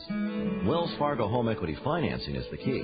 With flexible terms, competitive rates, and affordable payments. Our bankers have the knowledge and resources to help you find the best financing for your needs. Talk with a Wells Fargo banker today and see how home equity financing can help you reach your next stage. Wells Fargo, the next stage, equal housing lender. Mr. and Mrs. Dunlop, the principal will see you now. Come in. I just wanted to talk about Becky's project. She wrote it all herself. Very impressive. But you know what struck me most was the colors on this cover. All she talked about for weeks was marsupials. Marsupials. Oh, right. You know, Becky's printouts are just amazing. So rich. These colors are just incredible. And tell me, what kind of a printer do you have? Does Becky have at home? Whatever you need to print, from posters to pictures to homework, HP has the award-winning printer you've been waiting for. And until the 27th, they're all 10% off. You know, we have a bake sale coming up, and we need some flyers. To find the perfect printer and price, call 800-664-MY-HP or visit your local retailer by the 27th. No matter what printer you buy, you'll like knowing it's backed with a full-year limited warranty and the customer service HP is famous for. Your new HP printer. Brilliantly simple. This 10% offer applies to HP printers under $1,000 and expires August 27. Some restrictions apply. For more information, call 800-664-MY-HP. HP. Invent. Now into the last half of the 5th inning. Giannotti, Madrigal, Dini, the first 3 hitters. John Rogers has slipped in beside us here. And, John, I've been mesmerized today by the number of people who have just been standing and visiting in the concourse area here. Not even taking a seat, just having a fun time. It's exactly what this ballpark is conducive to, is that kind of social interaction and relaxing surroundings. Folks do enjoy coming here. It's kind of become, thankfully, we're very proud that it's become one of the top places to hang out in the city of 5 Seasons, whether you're a senior citizen, up-and-comer, business person, family, or with all the kids here today. The Yellow Book is having their big customer or their employee appreciation day. It just has been that kind of day, and hopefully the Kernels can rally here in the middle innings to get back into it. Giannotti has the count of 1-2 strikes, and here's the pitch. Swung on, little fly ball into center field. The old can of corn is taken by Fernando Perez in center field. Fly ball to center. And that's 11 in a row. 11 straight. Bob Julia's given us some good news. The only seats remaining for this afternoon's game are on the grass in left field, so essentially a sellout. Good deal.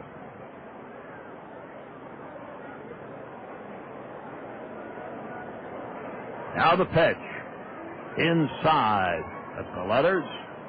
Warner Madrigal, the batter, and Eddie De La Cruz so far has not hit the wall on his control, but he gets behind Madrigal. Ball 2 and no strikes. The pitch. Swung on and fouled back into the screen. 2 balls and a strike.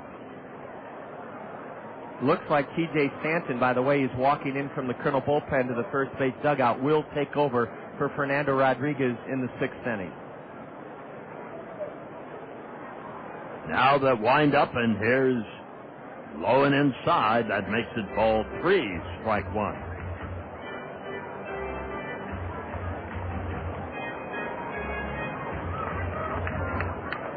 Eddie De La Cruz. This one is a swing drive over second base into center field. Base hit by Madrigal. Warner singles to center and breaks the spell of 11 players batting, and 11 in a row retired. First Kernel hit since LeBlanc's infield single in the first inning. And this was of the same garden variety.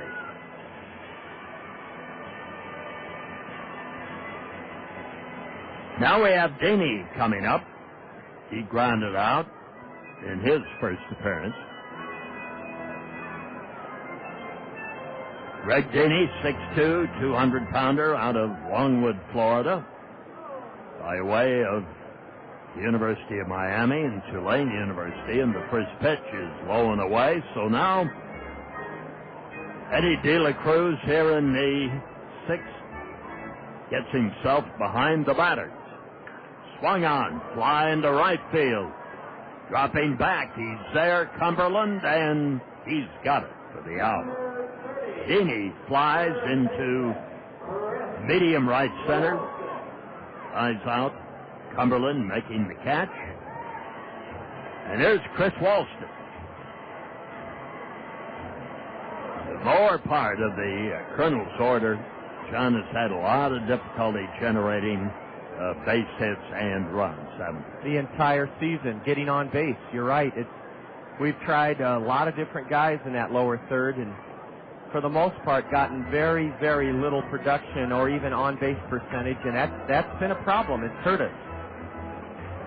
Walston swings at the first pitch for strike 1.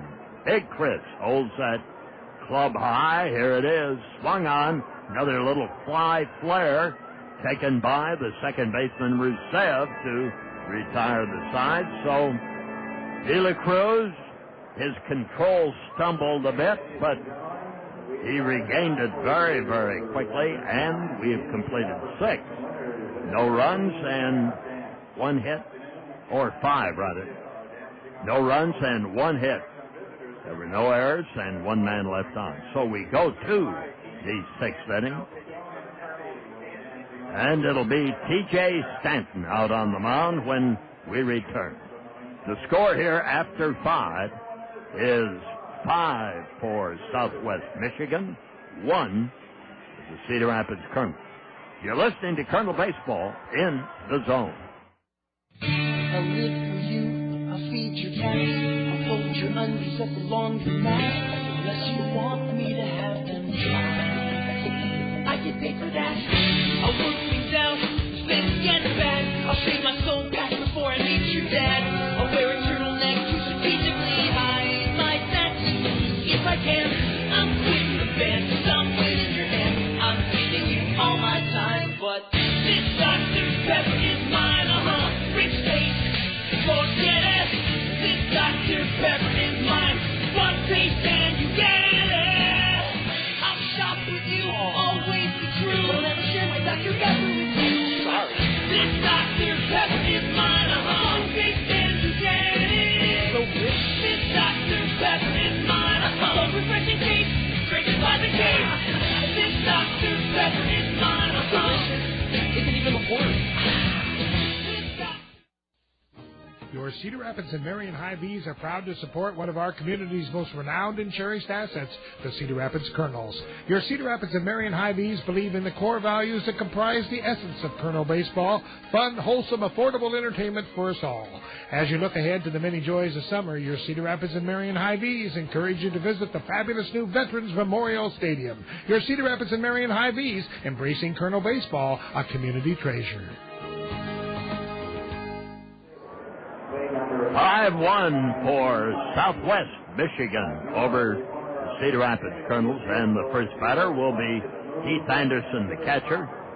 He struck out in the 2nd and grounded out in the 4th inning. And round 6 here at the ballpark, whether it be day or night, early morning or early evening or late evening, The 6th means it's time for the Springhouse trivia question of the game. Stanton takes a stretch. Here's the pitch, and the strike right there.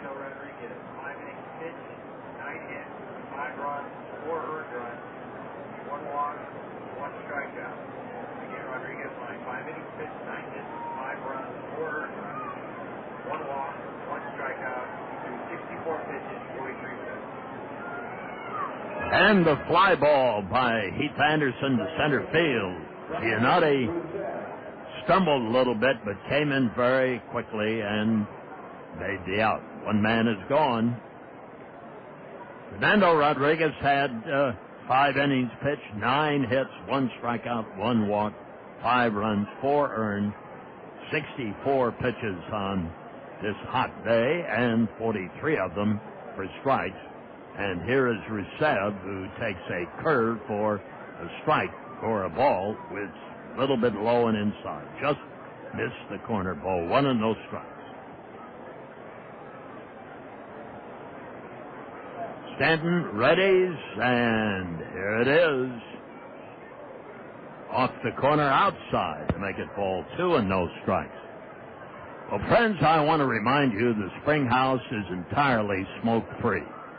I know a lot of you prefer to eat out with having no worries at all about cigarette smoke into your seating area. There's a ground ball that goes in down along the left field line for extra bases, and Rusev chugs in to second base with a double just inside of third. For Rusev, his 5th, a very modest total for the year, his 5th double. That was a little squirting ground ball just inside of third. So, for your comfort and for your enjoyment of the wonderful food at the Springhouse, you don't have to worry about that. Lester Schmidt at the Springhouse has made it a fine restaurant that is smoke-free. Lester Schmidt, thank you for that. And let's have it, John. All right, we've had 65 different winners of a $5 gift certificate from the Springhouse. We're looking for our 66th different winner this afternoon. And again, if you've already won, please play along wherever you're tuned in, but please don't call in. The phone number to call, 896-7589, 896-7589. You can write that down, 896-7589, and I'll have the question for you after this next pitch to the leadoff batter, Perez.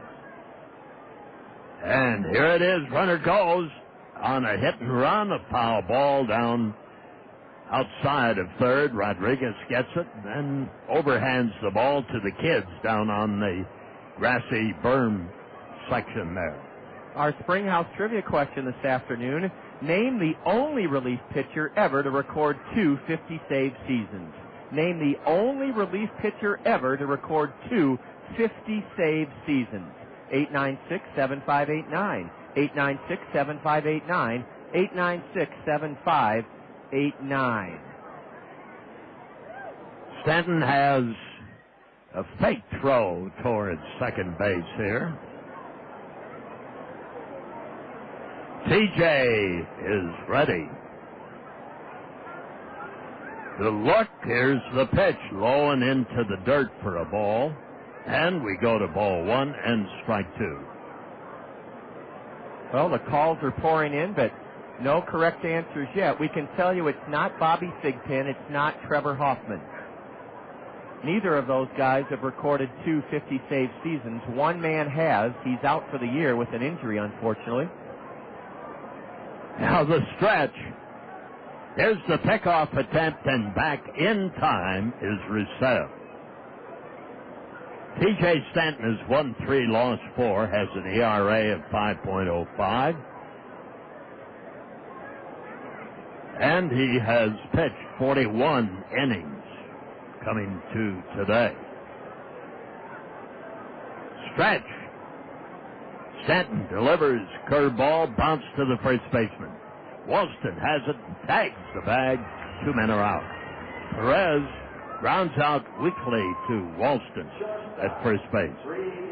Stanton 52 hits, 28 runs, 23 of them earned, 5 homers, 3 hit batsmen, 20 walks, 35 strikeouts. And TJ has pitched twice on his homestand, 2/3 scoreless innings Saturday night, 2/3 scoreless innings on Sunday afternoon. We have a winner in our Springhouse Trivia question. We'll share it with you, share that answer and winner with you in a moment. Swing on a fastball and a miss by Reid Brignac with a runner at third. Rusev went to third on the ground out by Perez at first. 5-1 the score, and Stanton at the belt. Here it is. Swung on and fouled back to the screen again. Sean White of Vinton, Iowa has won himself a $5 gift certificate to the Springhouse. He named the only relief pitcher ever to record 250 save seasons, Dodgers' Eric Gagne. Congratulations, Sean White of Vinton, Iowa. You've earned yourself a $5 gift certificate to the Springhouse. That's an astute baseball answer. Swing and a miss by Brignac. Fastball at 90 miles an hour by T.J. Stanton tied him up. And Southwest Michigan maintains the 5-1 lead, but they do not increase it. No runs and 1 hit. There were no errors and 1 man left. We have completed 5.5. Great attendance, a great day, and a 5-1 Cedar Rapids Kernels deficit at the moment. Last half of the 6th inning coming up. You're listening to Kernel Baseball in the Zone. You save big money, you save big money when you shop Menards. At Menards, we're proud to bring you the widest selection of quality products at the best prices. Menards would like to thank our dedicated customers for being part of our family. And to show you our appreciation, we're offering you the Menards employee discount. You pay what we pay on everything in the store. It's our way of saying thank you for shopping at Menards. And a great chance for you to save big with the Menards employee discount. 10% off on all your home improvement needs. From paint and power tools to plumbing and electrical supplies to lumber, carpeting, and cabinets. You pay what we pay during this fantastic offer. So stop in today and receive the Menards employee discount. You save 10% off on everything in the store. It's our way of saying thank you for shopping at Menards. Save big money at Menards. Saturday morning, it's over easy as Scott Unash dishes up the Hy-Vee Coaches Corner here on the Zone. It's a hearty helping of local sports coverage from the Metro and beyond. All the latest prep news, the way only Scott can serve it up, cooked up live from this week's featured Cedar Rapids Marion Hy-Vee Kitchen. Get your Saturday breakfast special by tuning in to the Hy-Vee Coaches Corner, live from the Hy-Vee Kitchen at 3235 Oakland Road Northeast. Only here on The Zone. Now the top of the batting order comes for the 3rd batting go-round of the game for the Kernels. The last half of the 6th inning, Alexi Casilla comes on, and we'll see if he can spin a little magic here, John, and get something started. That's what his specialty is, and we need it badly, down 5-1. Bottom of the 6th inning. We'll tell you the details about Sean White's answer to the Springhouse Trivia question. The only pitcher, relief pitcher, to ever record 250 save seasons. Eric Gagne did it in 2002 and 2003 with the Dodgers. 52 saves, 55 saves. Ground ball that the first baseman playing in. Gloves, and Nowak takes Casilla out of the action immediately on an unassisted tap of first base. So the Devil Rays have done a good job of keeping Alexi under control at the moment.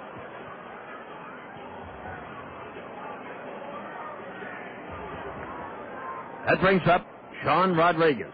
Homered in the first inning, his 11th of this 2005 season.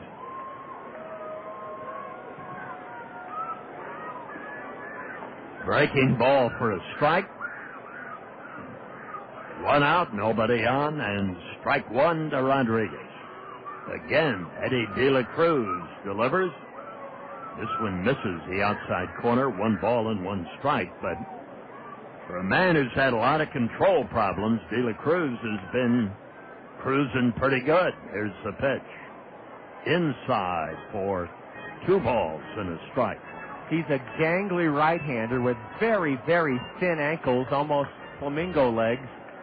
And he's only given up 3 hits, 2 of them in the first inning, 1 of them by this batter, a home run by Rodriguez that tied the game at 1. A good fastball over the outside corner makes it ball 2, strike 2. Sutton will be next.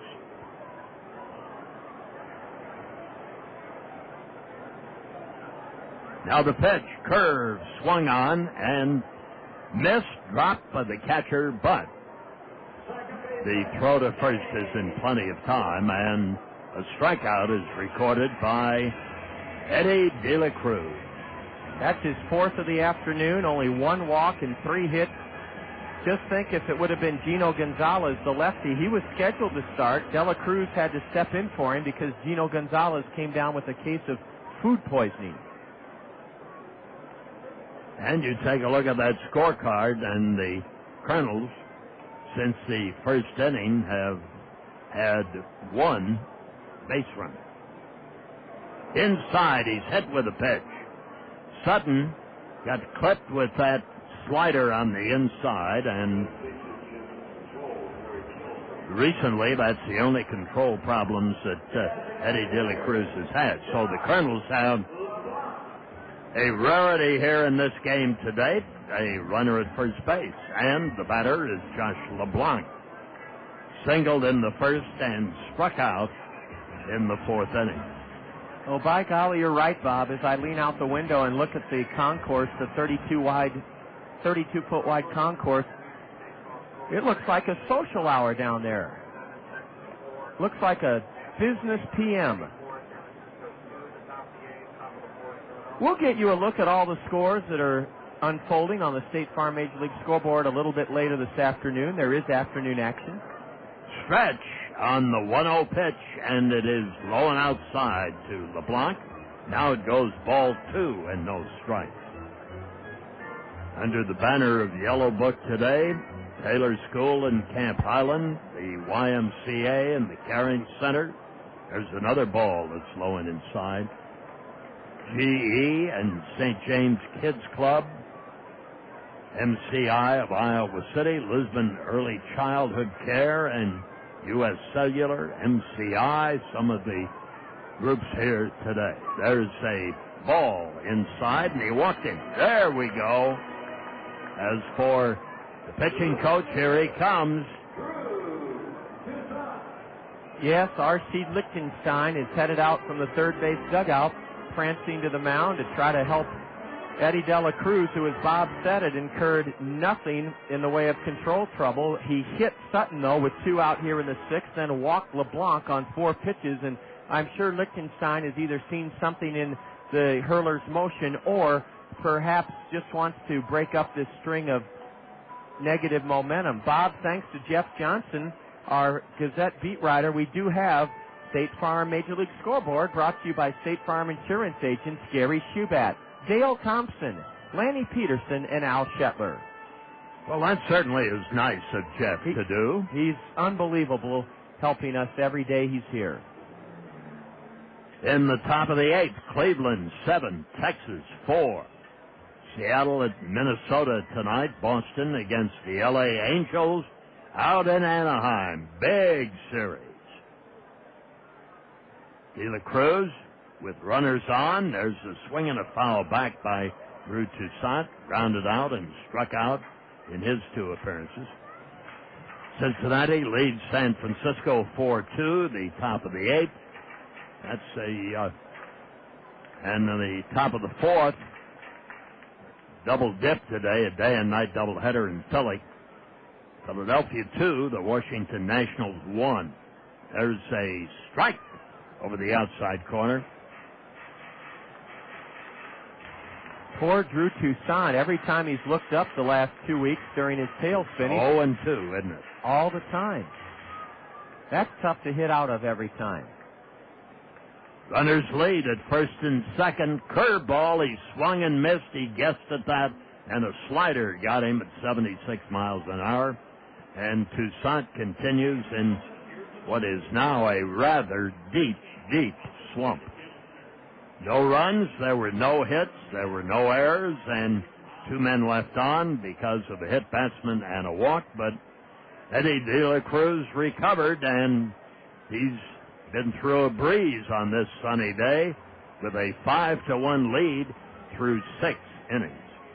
You're listening to Colonel Baseball in the Zone. Do dragonflies really breathe fire? Maybe we can't answer a thought-provoking question like that. But Phil Andrews, your Pekin insurance professional at Weidenhammer Andrews Agency, can answer all your insurance questions. Phil Andrews is an insurance expert, and he can help you with all kinds of protection: auto, home, life, health, and business. Phil Andrews, your Pekin insurance agent at Weidenhammer Andrews, has all the right answers for the right insurance coverages for you and your family.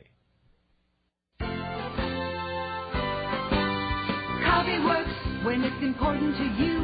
Coffee works, let your work shine through. When you think of copies, think of CopyWorks. High-speed copying, color copies, oversized copies, manuals, booklets, graphic design, posters, banners, and presentations. CopyWorks does it better. When it's important to you, CopyWorks lets your work shine through. When you think of copies, think of CopyWorks. When we met, it's forget we would never forget the Ojanos.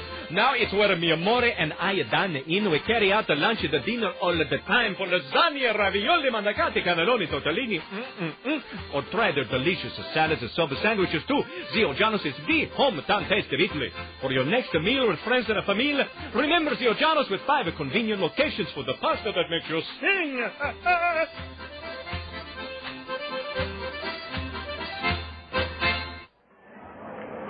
Before a near-capacity Thursday afternoon crowd, we go to the 7th inning.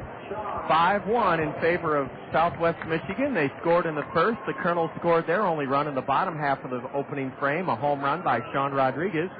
We've been blank since by right-hander Eddie De La Cruz. Meanwhile, Kernels starter Fernando Rodriguez surrendered 2 in the third, 2 in the fifth, and T.J. Stanton took over on the hill for him in the 6th inning. Answering a U.S. Cellular Speed Talk call to the Colonel pen, and a breaking pitch is low to Sean Cumberland, who's 3 for 3 this afternoon with a pair of runs scored. Left-handed hitter. And a double. And he lofts it foul. It joints right to our left, and down below it goes. Stanton works from the stretch, and more relief pitchers are doing that, irregardless of whether there's a runner on base or not.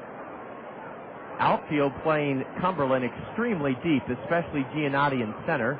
Swing and a miss on a high fastball. And it's strike 2. Cumberland steps out and takes a practice cut. That little left-hander is warming up in the bullpen for Southwest Michigan.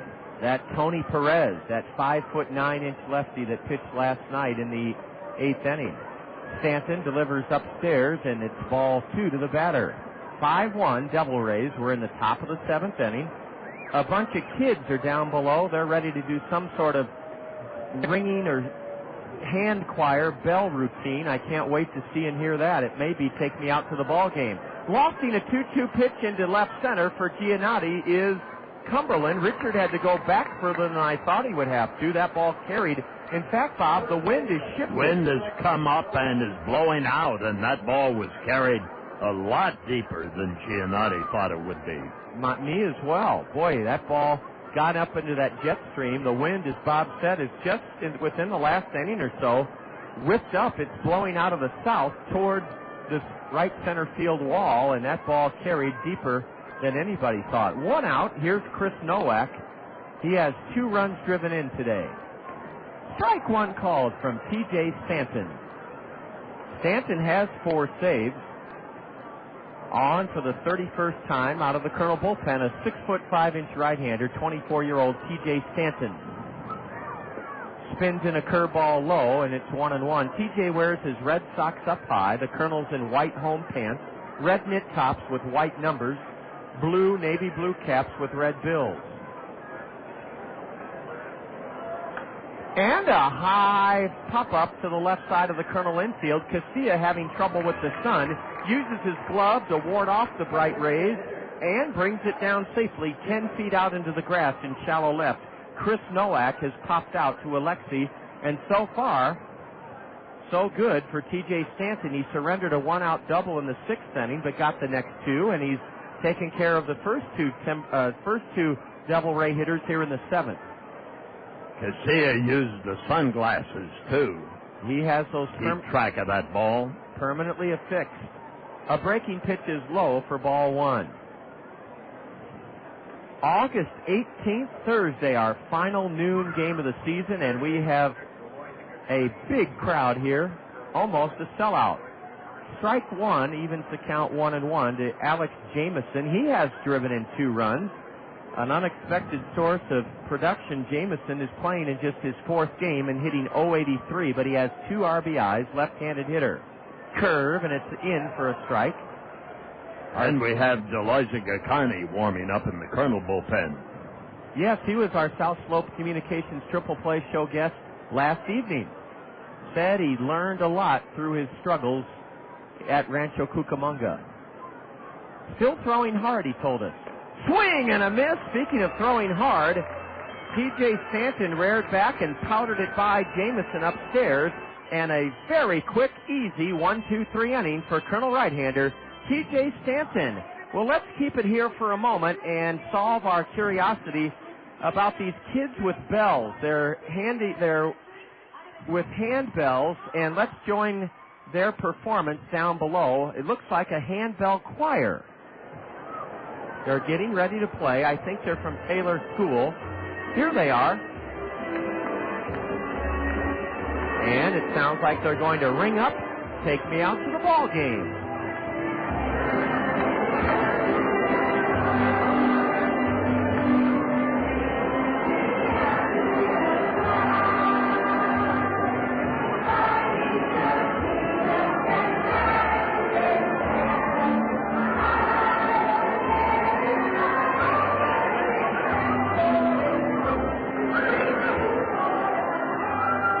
Brooks again, what a blessed community we are. Yes, this is just like it was supposed to be.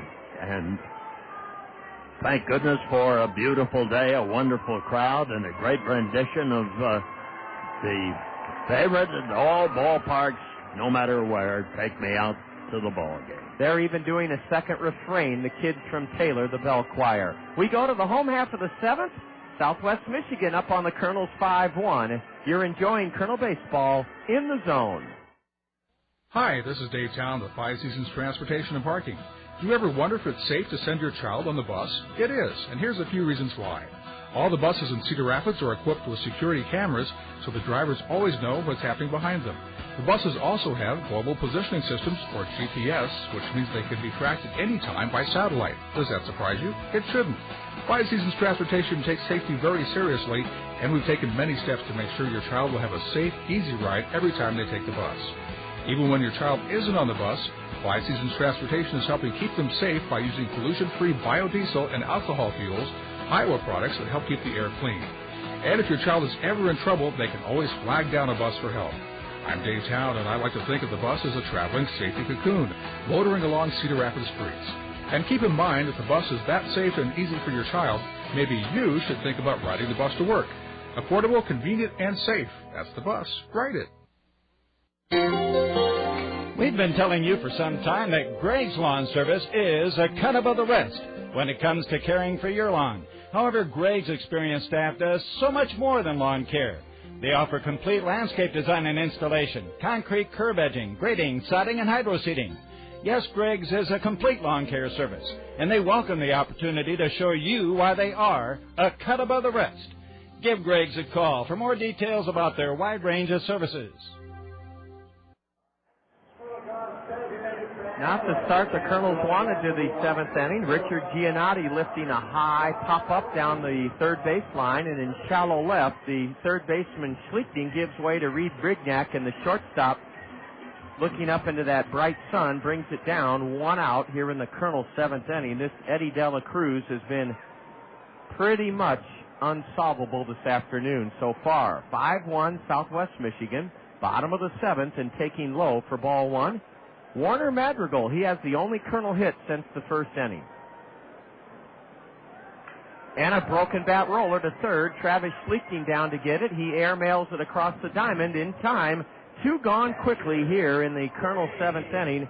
Bob, we saw a brilliant performance from Nick Green when you were in St. Louis the other night, and this is not quite as impressive, but darn near what Eddie De La Cruz has done. He just hasn't allowed the Colonels to hit much in the way of a solid ball today. No, he has. A lot of fly balls, a lot of ground outs. He's kind of split them up between ground outs and fly balls, but there has not, except for the Rodriguez home run, one ball really tattooed by the Colonels, and he's been throwing strikes. He has been known as a guy who walks as many as he strikes out. Well, today it's been a different story. Ball 1 to Greg Deeney. Now a strike on the outside corner. 1-1 to the Colonel. Number 8 hitter and catcher, Deeney, is grounded to second and flown out to right.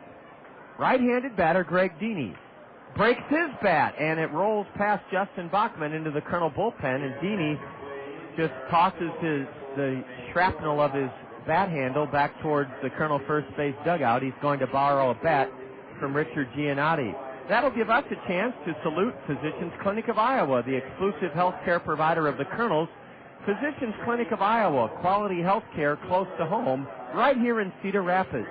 Physicians Clinic of Iowa has 50 board-certified physicians in 11 specialties, and you can rest assured that if you have any sort of medical ailment or need, Physicians Clinic of Iowa stands ready to help you all the way through.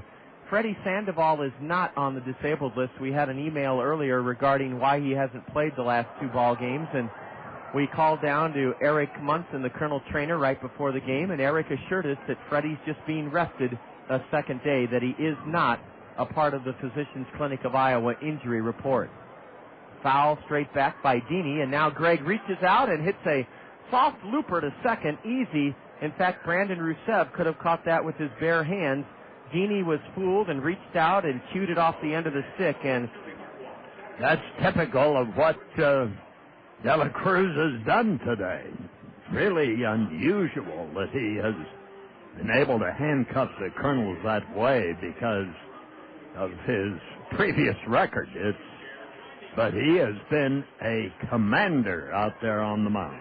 And he sets the Colonels down in order in the bottom of the 7th inning as we head to the 8th. Frederick DeLoiziga-Kearney will come onto the hill for the first time since leaving the ball club during the month of May. We'll tell you about Frederick's return. After 7, it's 5-1 Devil Rays, and you're enjoying Colonel Baseball in the Zone. Hear ye, hear ye! The scoring is final, and it's time to cry out the champions of the 2004-2005 Zone Farm Bureau Financial Services Metro Sports Trophy! Can we hear it for the Cats? Lions and Cougars, that is. Let's tip our fedora to the Linmar Lions for collectively putting together this year's best boys sports program, and the Kennedy Cougars for claiming honors as the top overall girls sports program. Farm Bureau Financial Services presents each of these schools with a Metro Sports Trophy and $500. It was an exciting season for Metro area athletics. Cougars, Hawks, Indians, Jayhawks, Lions, Saints, and Warriors. Farm Bureau Financial Services and the Zone congratulate your efforts.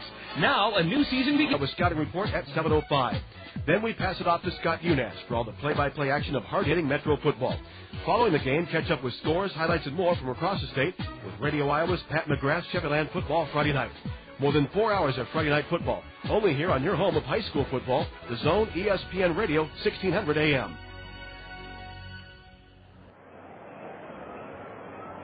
We head to the 8th inning on this glorious Thursday afternoon. The Colonels have been out hit 10-3 and trail 5-1. A U.S. Cellular speed talk call to the Colonel bullpen in relief of fellow reliever T.J. Stanton. Here's Frederick DeLoiziga-Kearney, tall right-hander from the Denver area. And he has not pitched here in Cedar Rapids since the 3rd of June. Just seems like yesterday. It really does, Bob. In fact, I think he had 7 saves before he was promoted to Rancho Cucamonga.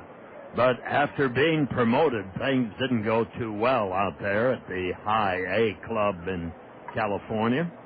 For Kearney, he was 1-1, but his ERA was 8.91 over 33 1/3 innings. That's much, much too high. And that walk to strikeout margin, 29 strikeouts, 22 walks, that too won't get it done. He pitched on the 14th of this month out in California against Modesto, worked 3 innings, struck out 5, allowed a run in an 11-10 extra inning win over Modesto. Frederick has missed low twice. Behind 2-0, Travis Schlichting fouls it off the end of the bat, and it ricochets off the railing of the Colonel first base dugout for strike 1. Joe Torres likely to work the 9th inning, starting to warm up in the Colonel right field bullpen. But right now, we put the spotlight on Frederick Deloiziga-Kearney, tall right-hander, and a high drive way back into right center, way back, and a diving catch by Giannotti. He just made the outfield play of the season. Let's listen to the crowd salute Richard Giannotti's catch.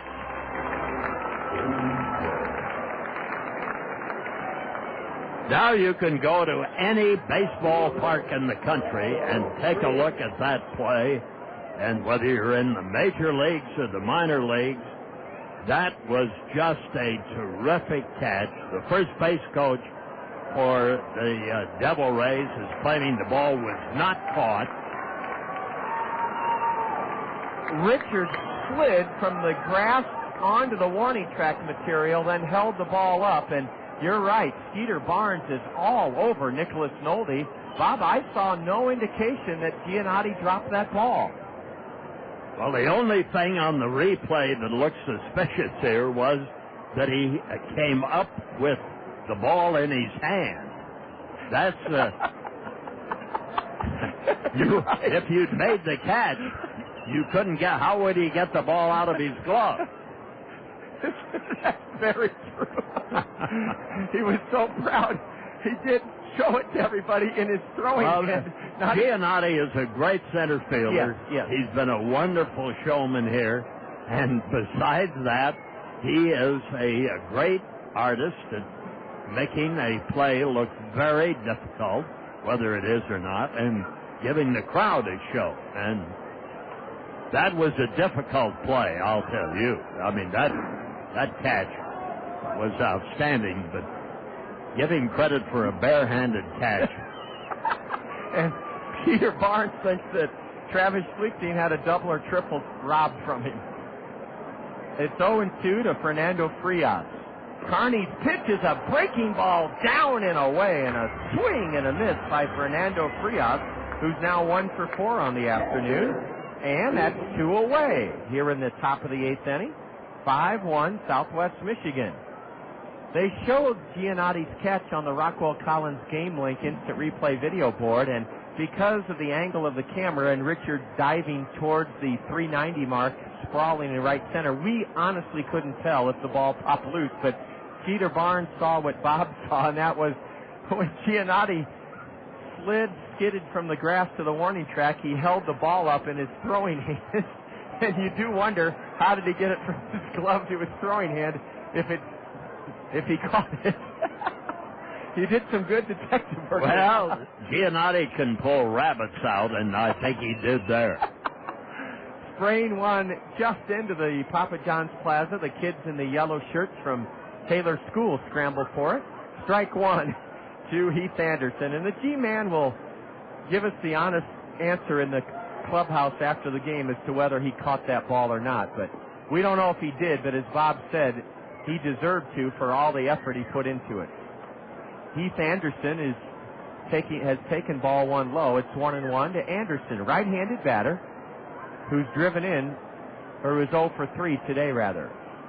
He tried to hold up on a curve, and he did, according to Nicholas Nolde. It's 2-1. We'll have our Colonel Did You Know question for you when the Colonels bat in the bottom of the 8th inning. We're down by 4, 5-1. Been out hit 10-3, and the Colonels have made 3 errors, none for Southwest Michigan. They made 5 last night.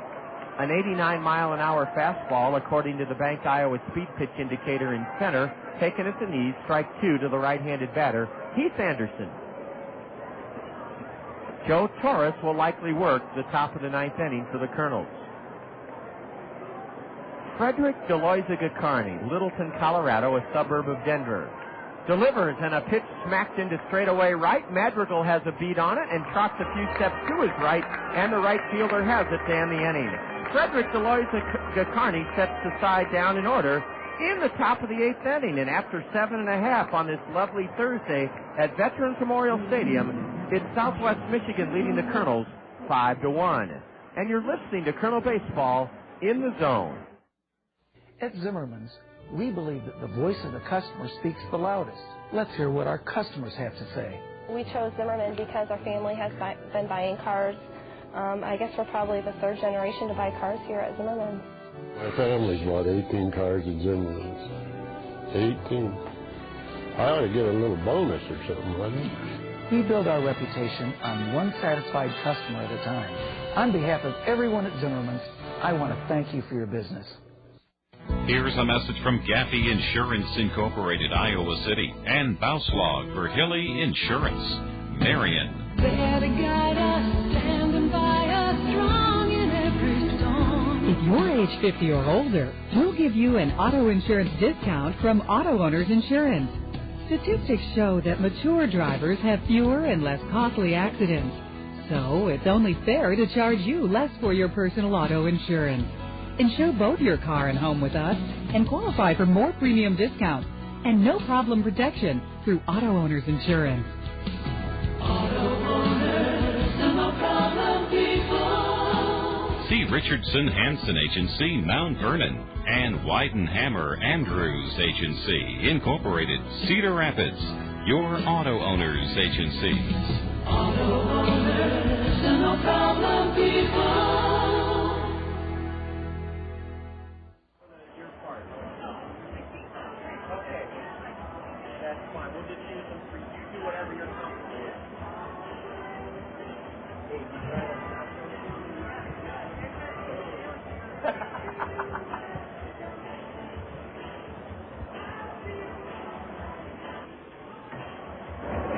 Here we go to the bottom of the 8th inning. As we told you, a little lefty, Tony Perez, takes over on the hill for Southwest Michigan.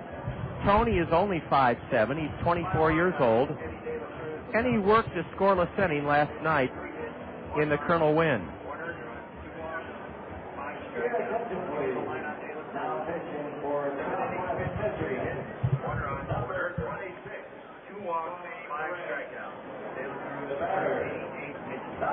Bob will give you the final line on the starter, Eddie Dela Cruz. As Chris Walston opens up the Kernel 8th inning. Wally is flown out to right, popped out to second, and the first pitch is up and away, ball 1 from Tony Perez, the 5'9" lefty for Southwest Michigan. Well, this was quite an outing for Eddie De La Cruz. As he pitched 7 innings, gave up only 3 hits. He struck out 5, walked 2, and the 1 run, of course, was earned. A high pop fly slicing into down the right field line, and over to get it is Sean Cumberland. 1 out here in the 8th inning as Chris Walston flies to right.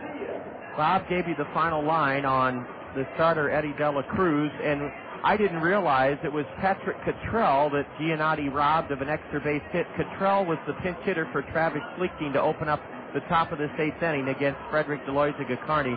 And Patrick Cottrell is taken over at third base for the Devil Rays here in the bottom of the 8th. 1 out. Here's Alexi Casilla, who walked but was caught trying to steal second in the 2nd inning. Since then, he's grounded to third and grounded to first. Strike 1 to Alexi, Kernel switch-hitting leadoff batter. We will see Joe Torres in the 9th inning. Line drive, base hit past the third baseman, Cottrell, and Alexi Casilla with 1 out has touched Tony Perez for a base hit. Only the 4th Kernel hit of the afternoon. I think, Bob, that Perez made a pretty good pitch on Alexi. I think Alexi was strong enough to muscle it past the third baseman. Well, it seemed to me that Casilla was dead set on getting a fastball that he could pull and was going to get a rip on it. He did, and as a 320 batter, he needed a hit today, and he got it. Now a pitch Now out. he's trapped. Uh-oh, they've got Alexi caught between first and second. They tag him out. It went catcher, first baseman, second baseman. Alexi got into no man's land, and I don't know, you have to credit Heath Anderson. Yes, you do. 2-3-4, the caught stealing, and Alexi, that is so unlike Alexi to be kind of, not flippant, but just caught off guard by a catcher.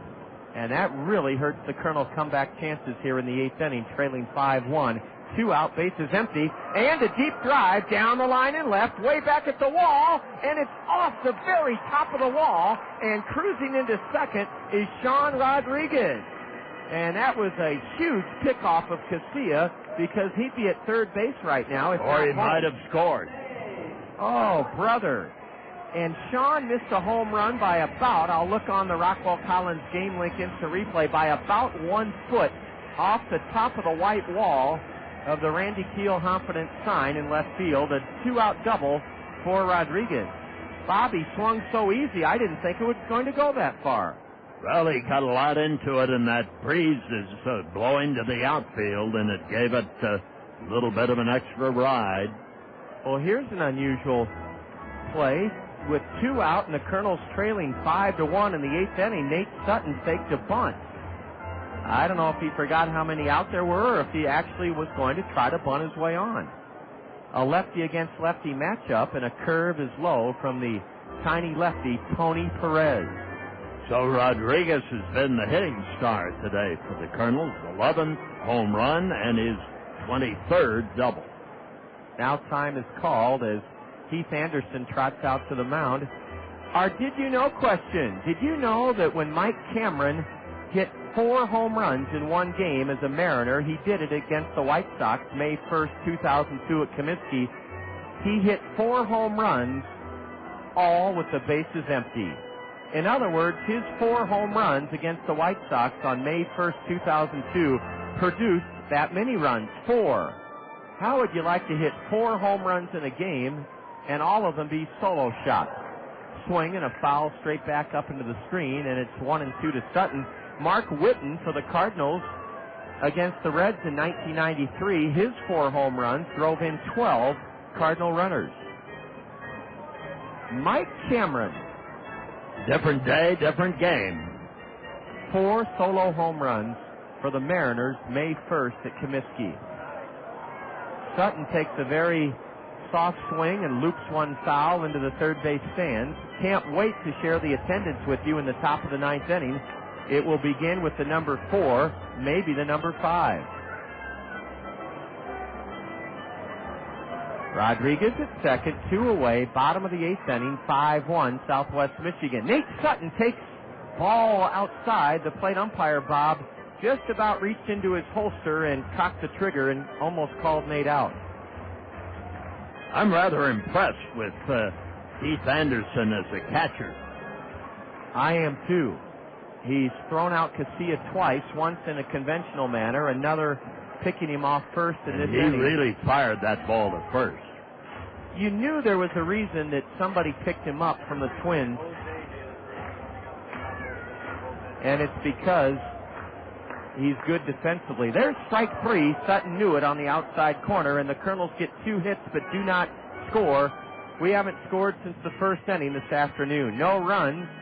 2 hits for the Colonels in the 8th inning. There were no Southwest Michigan errors. The Colonels leave 1 and have left 5 today.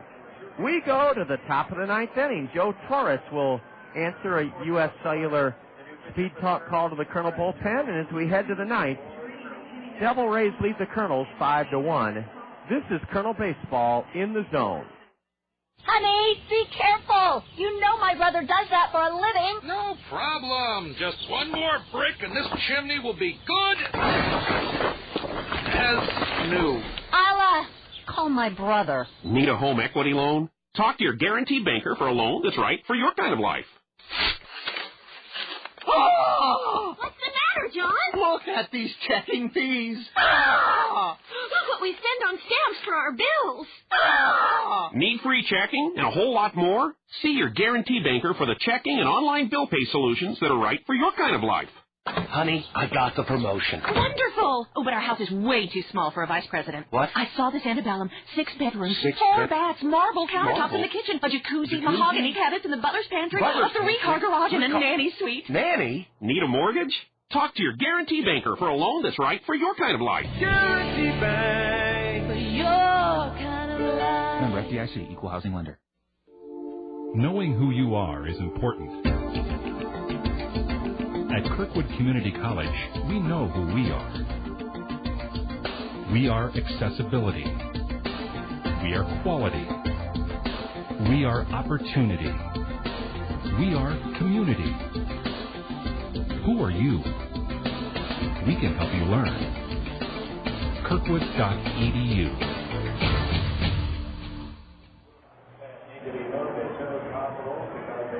After 8 innings, Joe Torres answers a U.S. Cellular call to the Colonel bullpen, a U.S. Cellular speed talk call to the Colonel bullpen, and Jack Rader, Colonel General Manager, ducked in with a cold Pepsi in his hand. He was sipping out of it just as the Cedar Rapids Pizza and Provisions attendance was given. And Bob, did you happen to catch it? No, I didn't. 4,936. 4,936. Joe Torres takes over after Frederick Deloiza-Gacarni worked a quiet and scoreless 8th inning and delivers strike one to right-handed batter Brandon Rusev. Now Joe's fastball tails low and away to the right-handed hitter Rusev. 1-1 to the number 9 batter, a 160 hitter Brandon Rusev. Torres is 1 win, 6 defeats. And that was when he was struggling as a starter in the second half. Joe's done a lot better since joining the Colonel Relief Corps, but he falls behind Rusev with a pitch outside, ball 2. Swing and a miss by Rusev. Rusev helped him out there, swinging at a high outside fastball. If a scout were to look at Brandon Rusev, one of the notes he would make is needs to fill out. In other words, he hasn't reached his full physical maturity yet. A curveball, and that one's popped up onto the grandstand roof behind the plate. Brandon is a very good-looking athlete. I'd love to see him on the track running the 200 or 400 meter, but as a baseball player, he just needs to bulk up a little bit more and doesn't need to do anything but eat well and lift weights. Rests the bat on his back shoulder, and the next pitch is high to run the count full. Joe Torres worked on this homestand, has worked twice on the homestand. Monday night, here against these Devil Rays, he pitched 2/3 of an inning and gave up 2 runs on 2 hits. And powdering the 3-2 pitch foul past third is Brandon Rusev. He's still full on the count, opening up the 9th inning. 5-1 Devil Rays. Torres has a high ERA, 10.31. And he's pitched 29 2/3 innings. And he's missed high and away. Joe Torres issues a leadoff walk. And Bob, in those 29-plus innings, how many walks has he issued? 56. And we're not giving that stat to be negative. I didn't answer you immediately. I said I'm not looking at that correctly. And that's because Joe has had control problems. Oh, brother, our equipment manager, and that needs to... Some kids are just down by the visitors' dugout, just looking in there, and he's shooing them away. That's not right. Those are kids. And they have every right to look in the visitor dugout. They're not bothering anyone. Well, that's a darn shame on a day like today that would be the role of our equipment manager, to go over and chase some kids away from just looking into the visitor's dugout. Well, doggone it. Kernan Ronan comes out, and he'll talk it over with Joe as Joe is falling behind Fernando Perez. And I'm all for security. I know what happened to Monica Seles at that tennis tournament 10 years ago. That deranged monster stabbed her from behind in the back, but those kids just wanted to look in. Oh, well, I've spoken my piece in a number of other years, and we'll just live with it. And there's the pitcher warming up in the bullpen. Yes, there is. That's Casey Mutter. Casey Mutter is warming up in the Colonel right field bullpen. Fernando Perez, 1 for 4. Takes high. The runner goes to throw to second. Nails the runner. How about Greg Deeney? He teams up with Nate Sutton, and the Colonels throw out Brandon Rusev. The caught stealing goes 2-4, and ball 3 was taken upstairs by Fernando Perez. Well, that ought to make Torres feel a lot better.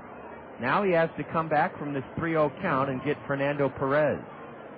There's a strike. 4,936 enjoying the action here this afternoon.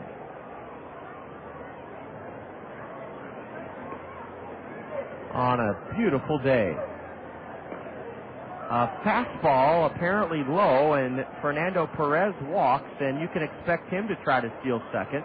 Managers always try to go from a 4-run lead, Bob, to a 5-run lead. Oh, yes. Or a 10-run lead to a 12-run lead. You never want to call off because of the old adage of the last run you score. For instance, that was the case last night, yes. And the Cedar Rapids win 7-6. Last run they scored they proved to be the winner. That unearned run scored by Sean Rodriguez on a muff Nate Sutton bunt. Here's a line drive right at Giannotti in center. It whistled out there in less than 2 seconds. Reid Brignac hit it right on the button. He has 2 hits today and has scored 2 of the 5 Southwest Michigan runs. He walloped it hard right at Giannotti for the second out of the inning. Also here today, the drop-in program, the Kids Campus, St. Ludmilla's Child Care, La Petite Academy, Kinder World Learning Center, Hand in Hand Daycare, Yellow Book USA, Josiah's Playground, Van Horn Business Association. So, doesn't that really, when Bob reads those groups, they come from all over eastern Iowa and all ages. Curve and rendered helpless was Sean Cumberland. He swung helplessly and missed strike 2. Throw him another one, Joe. I don't think he can hit your curveball. Cumberland has hit well today. 3 hits in 4 trips. He scored twice. Fastball is nubbed off the plate.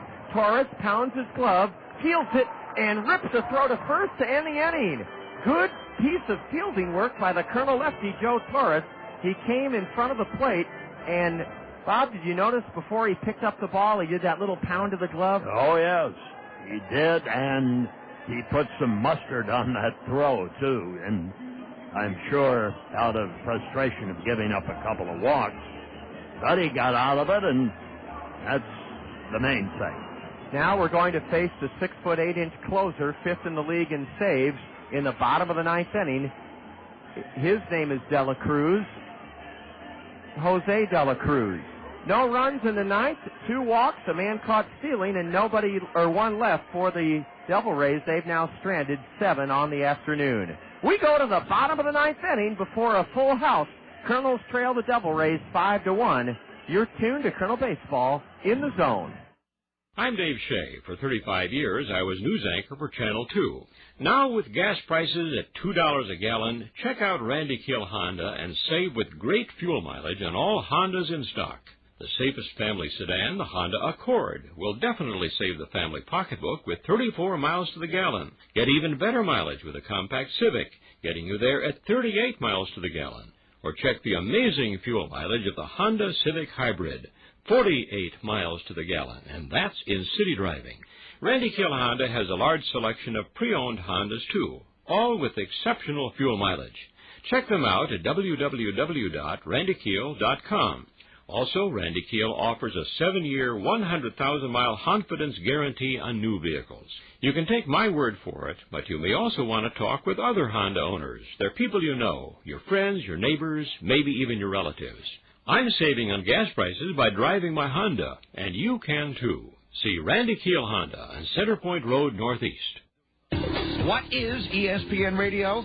It's not that hard. You're a sports fan? This is the sports station. It's ESPN. That means sports. The games, the experts, the analysis, the scores, the highlights, the people who know their stuff. It's good conversation. It's ESPN. It's radio. You know, the box that all the sounds come out of. At your home, in your car, where you work, even in your computer. It's everywhere you go. It's radio. It's ESPN. It's ESPN Radio. That's all it is. Get their first look in this series at 6'8" right-hander Jose De La Cruz, and strike one is in to Josh LeBlanc, bottom of the ninth, 5-1 Southwest Michigan. Fastball low, and it's 1-1. You go from 5'7" to 6'7". That's quite a leap, over a foot. De La Cruz is a mammoth right-hander with 16 saves. This is a non-save situation as LeBlanc rolls one foul. It stops at the feet of the on-deck hitter, Drew Toussaint. Josh is in the hole 1-2. Kernels have been out hit 10-5. Trail 5-1 here in the bottom of the ninth inning. This is not a save situation for Jose De La Cruz, on for the 44th time this year. And LeBlanc spoiled a good changeup as he thuds it foul off the chest protector of Heath Anderson. The Colonel record at home in the second half, 17-13.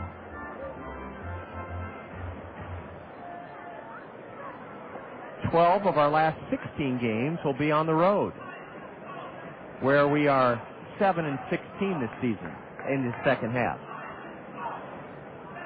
Ball two outside to LeBlanc. And a ground ball to short. Sharply hit, glove by Reid Brignac, and he throws just in time. LeBlanc hit it sharply, but right at the shortstop, one away here in the bottom of the ninth inning.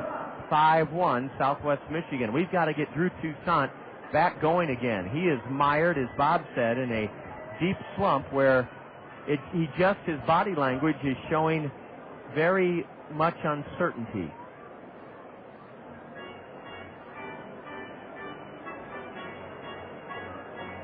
Yes, he looks like he's kind of been beaten up by the whole ball game. Swing and a miss on a changeup, strike one. He's swinging at about anything, just hoping to make contact. Drew, a right-handed hitter, nothing for three today, has tapped back to the mound, struck out twice. His average has dipped below the 260 mark. Just a couple of weeks ago, he was up to 277. 1-1 as the changeup from De La Cruz was low. Jose De La Cruz comes set at the belt and whips in a fastball upstairs, 2-1 to Drew Toussaint. Bottom of the ninth inning, bases empty, one out, 5-1 Devil Rays. They're trying to gain a split in this series and make it a 500 homestand for the Kernels at 4-4. Base hit, I think. No. Doggone it, Bob. I was rooting so hard for Drew. He hit that solidly and hooked it foul past third. He got a piece of it. That might even make him feel better. Well, it made me feel better to hear him make solid contact. Because he got some wood on that one. And I know how frustrating it is when a broadcaster gets it wrong. I'm sorry, folks. Sometimes you root so hard for these kids, you jump out of your shoes when you see something good that possibly could happen for him. Ball three inside to Drew, and the count is full to Drew Toussaint. Drew wears a pair of white batting gloves with red trim. Gives a black lacquer bat across the dish, and the payoff pitch. A high fly ball into deep center. Get up into that jet stream. Home run! Drew Toussaint has belted one over the center field wall. He got a little bit of help from that wind, to be sure, but he belted it onto the backdrop, the hitter's eye, number 18 of the year for Drew Toussaint. 400-foot drive, and maybe the slump is over. He cracked one foul, remember, and on the very next pitch, he straightened it out and put it out of here. And the thing that we've been remarking about Drew Toussaint's hitting during the year, he has wonderful wrist action, and he gets everything out of those wrists, gets it into the ball and can drive it. And that one was a perfect example, a good wristy swing that had power with it and carried out of the ballpark. And his 18th of the year, the Kernels score for the first time since Sean Rodriguez's home run back in the first. Meanwhile, a couple of nasty changeups in the dirt swung on and missed by Giannotti. Richards in the hole, 0-2.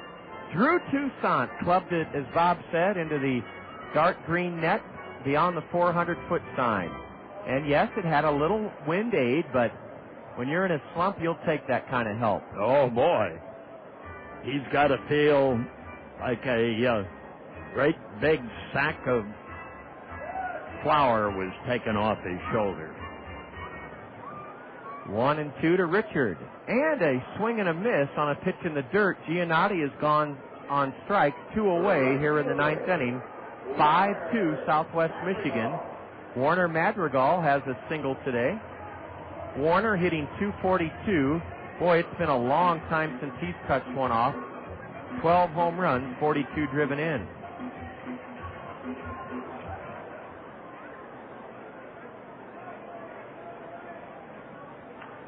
Warner pops it foul off the facade of the first base sweeps, and that's strike one. And it went back to the mound. Surprised that our equipment manager didn't rush out to, but it was so close to De La Cruz that Jose took care of it. Equipment manager busy chasing kids away from dugouts. 0-1 to Warner Madrigal. Ground ball hit sharply off the third baseman's chest to the shortstop. Throw to first, not in time. That might be the first error of the day charged to the Devil Rays. I think it will be an error on Patrick Cottrell.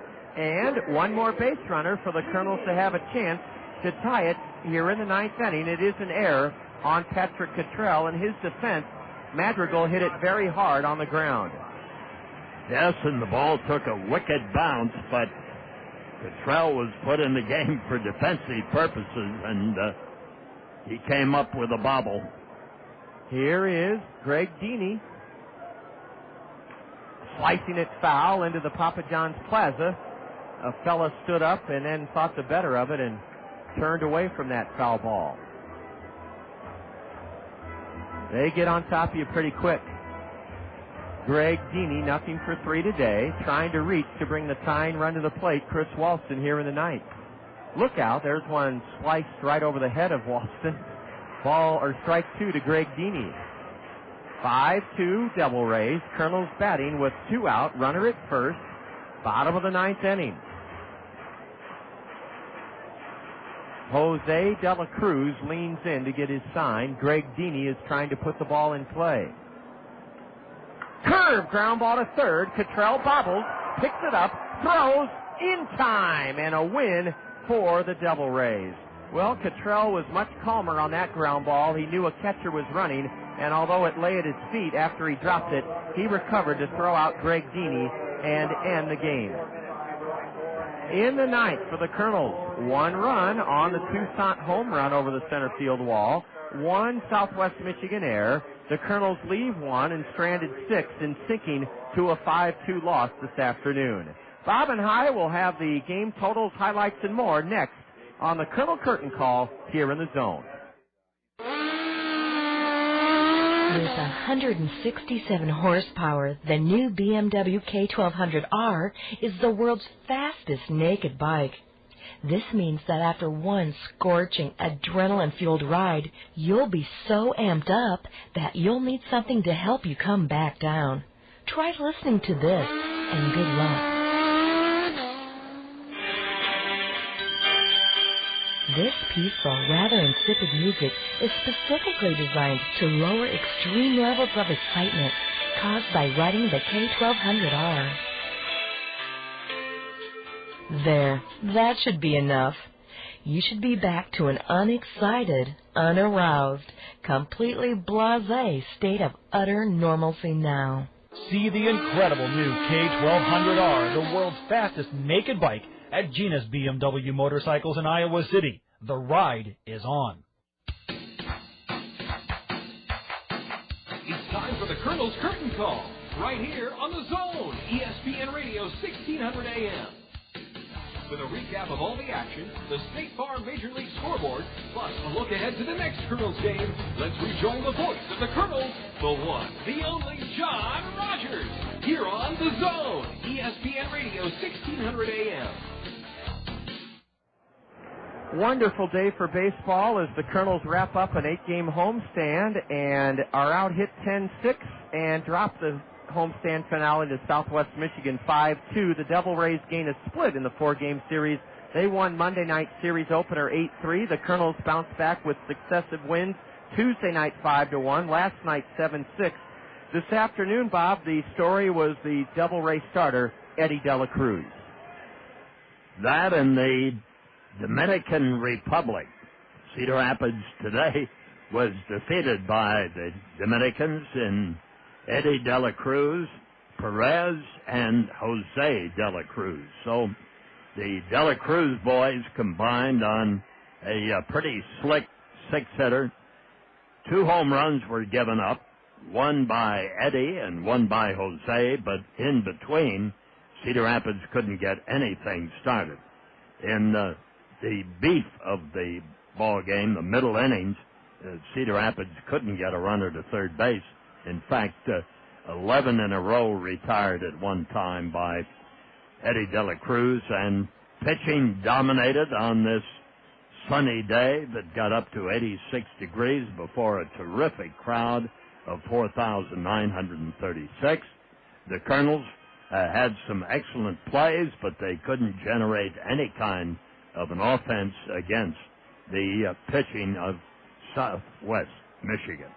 So it's a 4-4 home stay, and in this day and age, and with the record the Cedar Rapids Kernels have had this season, that's about as good as you can expect from the ball club to split the home stay. Now comes a big, long commuter road trip to Clinton and Burlington, then the final home stay of the regular season. So the season is, from the Kernel standpoint, really winding down now, and the end is nigh for Cedar Rapids, for Bobby Maggs and the team this year, that they have had deficiencies. We've pointed them out repeatedly, but they have had some high moments too, especially the play of Casilla, some of the fielding gems of Richard Giannotti, the play of Sandoval. Sometimes the pitching has been very good in the starting pitching area, but in the main there has not been enough balance to carry this team to a 500 season. Bob, I know we'll be out of town for a while, and football season is approaching. What are you going to be doing while we're gone? Are you going to shift into a little bit of a football mold? Are you going to... I think so. Okay. You're going to continue, I'm sure, to follow Zach Johnson? Oh, yes. We'll be going along here. We've got the television show to put together for September, so there's plenty to do. But getting into a football mode is probably it. But you never know. I might show up on the bus someday. Well, we're going to Clinton and Burlington. I know where you're going. I would suggest Burlington of the two. Okay. Well, Bob, thank you so much. Bob mentioned the sparkling defense by Richard Giannotti. We'll hear about that. That's our Access Direct play of the game, a fabulous catch he made in the 8th inning in this Southwest Michigan 5-2 win. Back in a moment with the Access Direct play of the game here in the Zone. Take out the papers and the trash. Before you take out the trash, remember to recycle glass bottles and jars, most plastic packaging materials, paper products, and cardboard. Unfortunately, there are items that cannot be recycled, including plastic bags. They can be reused or put in your trash containers for curbside collection. Styrofoam can also be discarded with the rest of your trash and garbage. Cedar Rapids Solid Waste and Recycling thanks you for your efforts to reduce waste and save landfill space. I cannot face anyone but you. Baby, can't you see I know what's right for me? Don't tell me wrong from right. I know just what I like. Yeah, call me crazy, I don't care. Come feel the joy all around each generation. They got their own understanding. I'm the shout it out. Let that fire,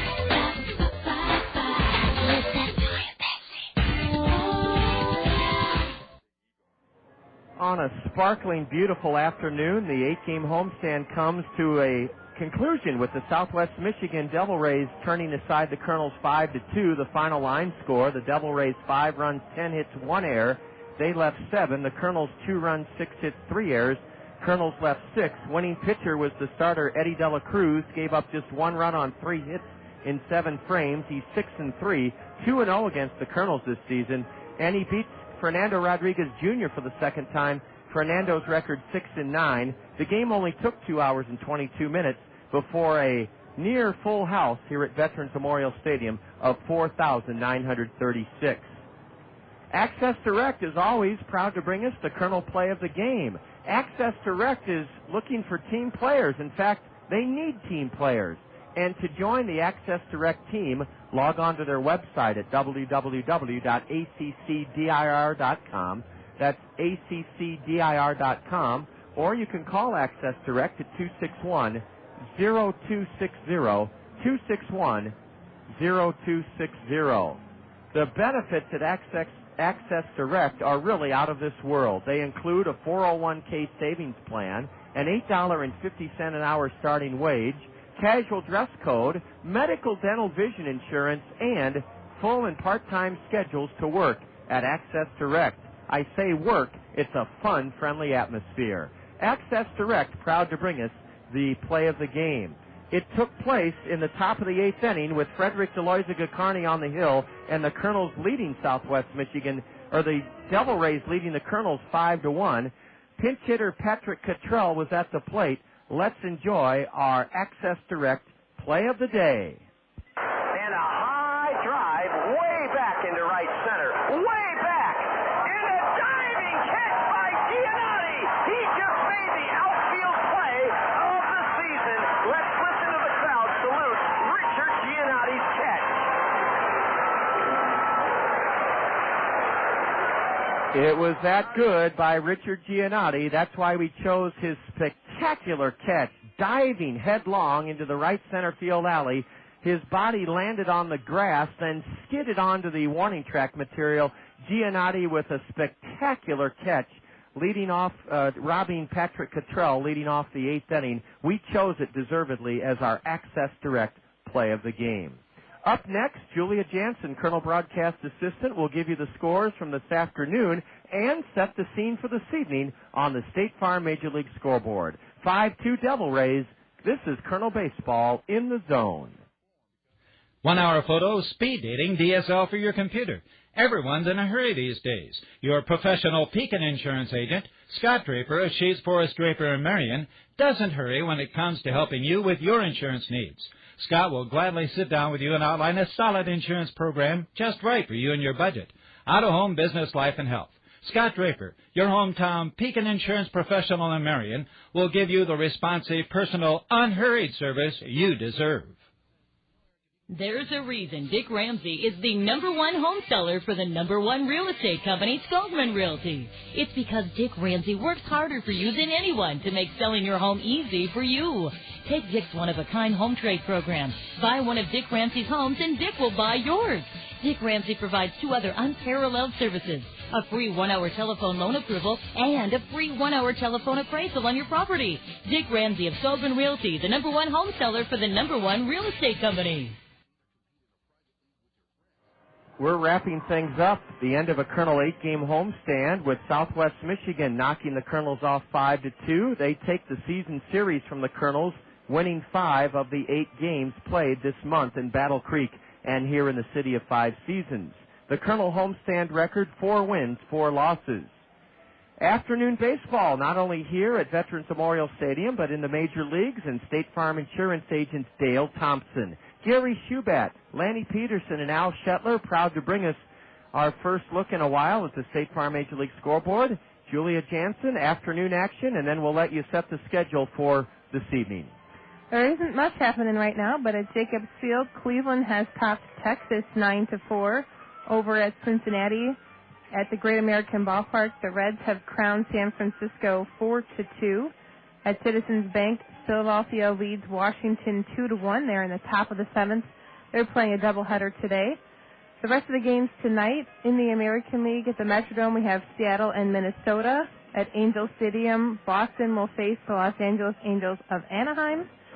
In the National League, we'll have the second game of the doubleheader between Washington and Philadelphia. At Dolphin Stadium, San Diego will face Florida. Down at Shea Stadium, Pittsburgh and the New York Mets will head off. And at Turner Field, the Los Angeles Dodgers and Atlanta. Down at Minute Maid Park in Houston, Milwaukee and the Astros. And at Busch Stadium, Arizona and St. Louis tonight. And Julia, who do our Angels play? They play the Boston Red Sox. Oh, yes. Bob said that's a huge series because the Red Sox lead the East. The Angels with a slight lead over the Oakland A's in the West. Hopefully a preview of October action in the playoffs. Yeah, Boston has a 69-49 record, and the Los Angeles Angels have a 69-51 record. Tim Wakefield and Colon will be on the mound. Well, Tim Wakefield, the knuckleballer, and Bartolo Colon, the leading winner for our parent club. Thanks, Julia, for bringing us that State Farm Major League scoreboard. Now, the next time, I know you may come to Clinton or Burlington, and we welcome you, but the next time we'll see you at home, you will be into your syllabuses in your senior year at Iowa. Can you believe that? No. I can't tell if you're agonizing or happy there. I'm kind of dreading it, but it's fine. I haven't had the urge to study lately. Sure. Well, that's natural. We'll ease into it, will you? And maybe take a few punt courses. No, I'm just kidding you. Iowa doesn't have any of those, especially in a sports study journalism double major. Julia, thank you so much, and thanks to everyone who not only came to the ballpark, 4,936, great turnout. Thanks to all of you who have come out all spring and summer long and had fun. We have really appreciated your season-long support here at Veterans Memorial Stadium. Now, 12 of our next 16 are on the road to finish up this season. I'll tell you all about the upcoming attractions during our road trip to Clinton. That'll start tomorrow, 6:40, with the South Slope Communications Triple Play Show, the Ask the Manager Show. Your questions fielded by Colonel Skipper Bobby Magianis. Thanks to Sean, our in-studio engineer. Sean, as always, you did a great job, and we appreciate all of your help. Also want to thank Bob Brooks, who, as you heard, is starting to think forward to high school and college football, but he'll have his eyes and ears on the pulse of Colonel Baseball this final 2 weeks plus. For broadcast assistant Julia Jansen, I'm the voice of the Colonels, John Rogers, wishing you a great rest of your Thursday afternoon. 5-2 today, Southwest Michigan. This has been Colonel Baseball in the Zone. This has been a special sports presentation from The Zone, ESPN Radio, 1600 AM, Cedar Rapids. Now back to our regularly scheduled ESPN programming already in progress.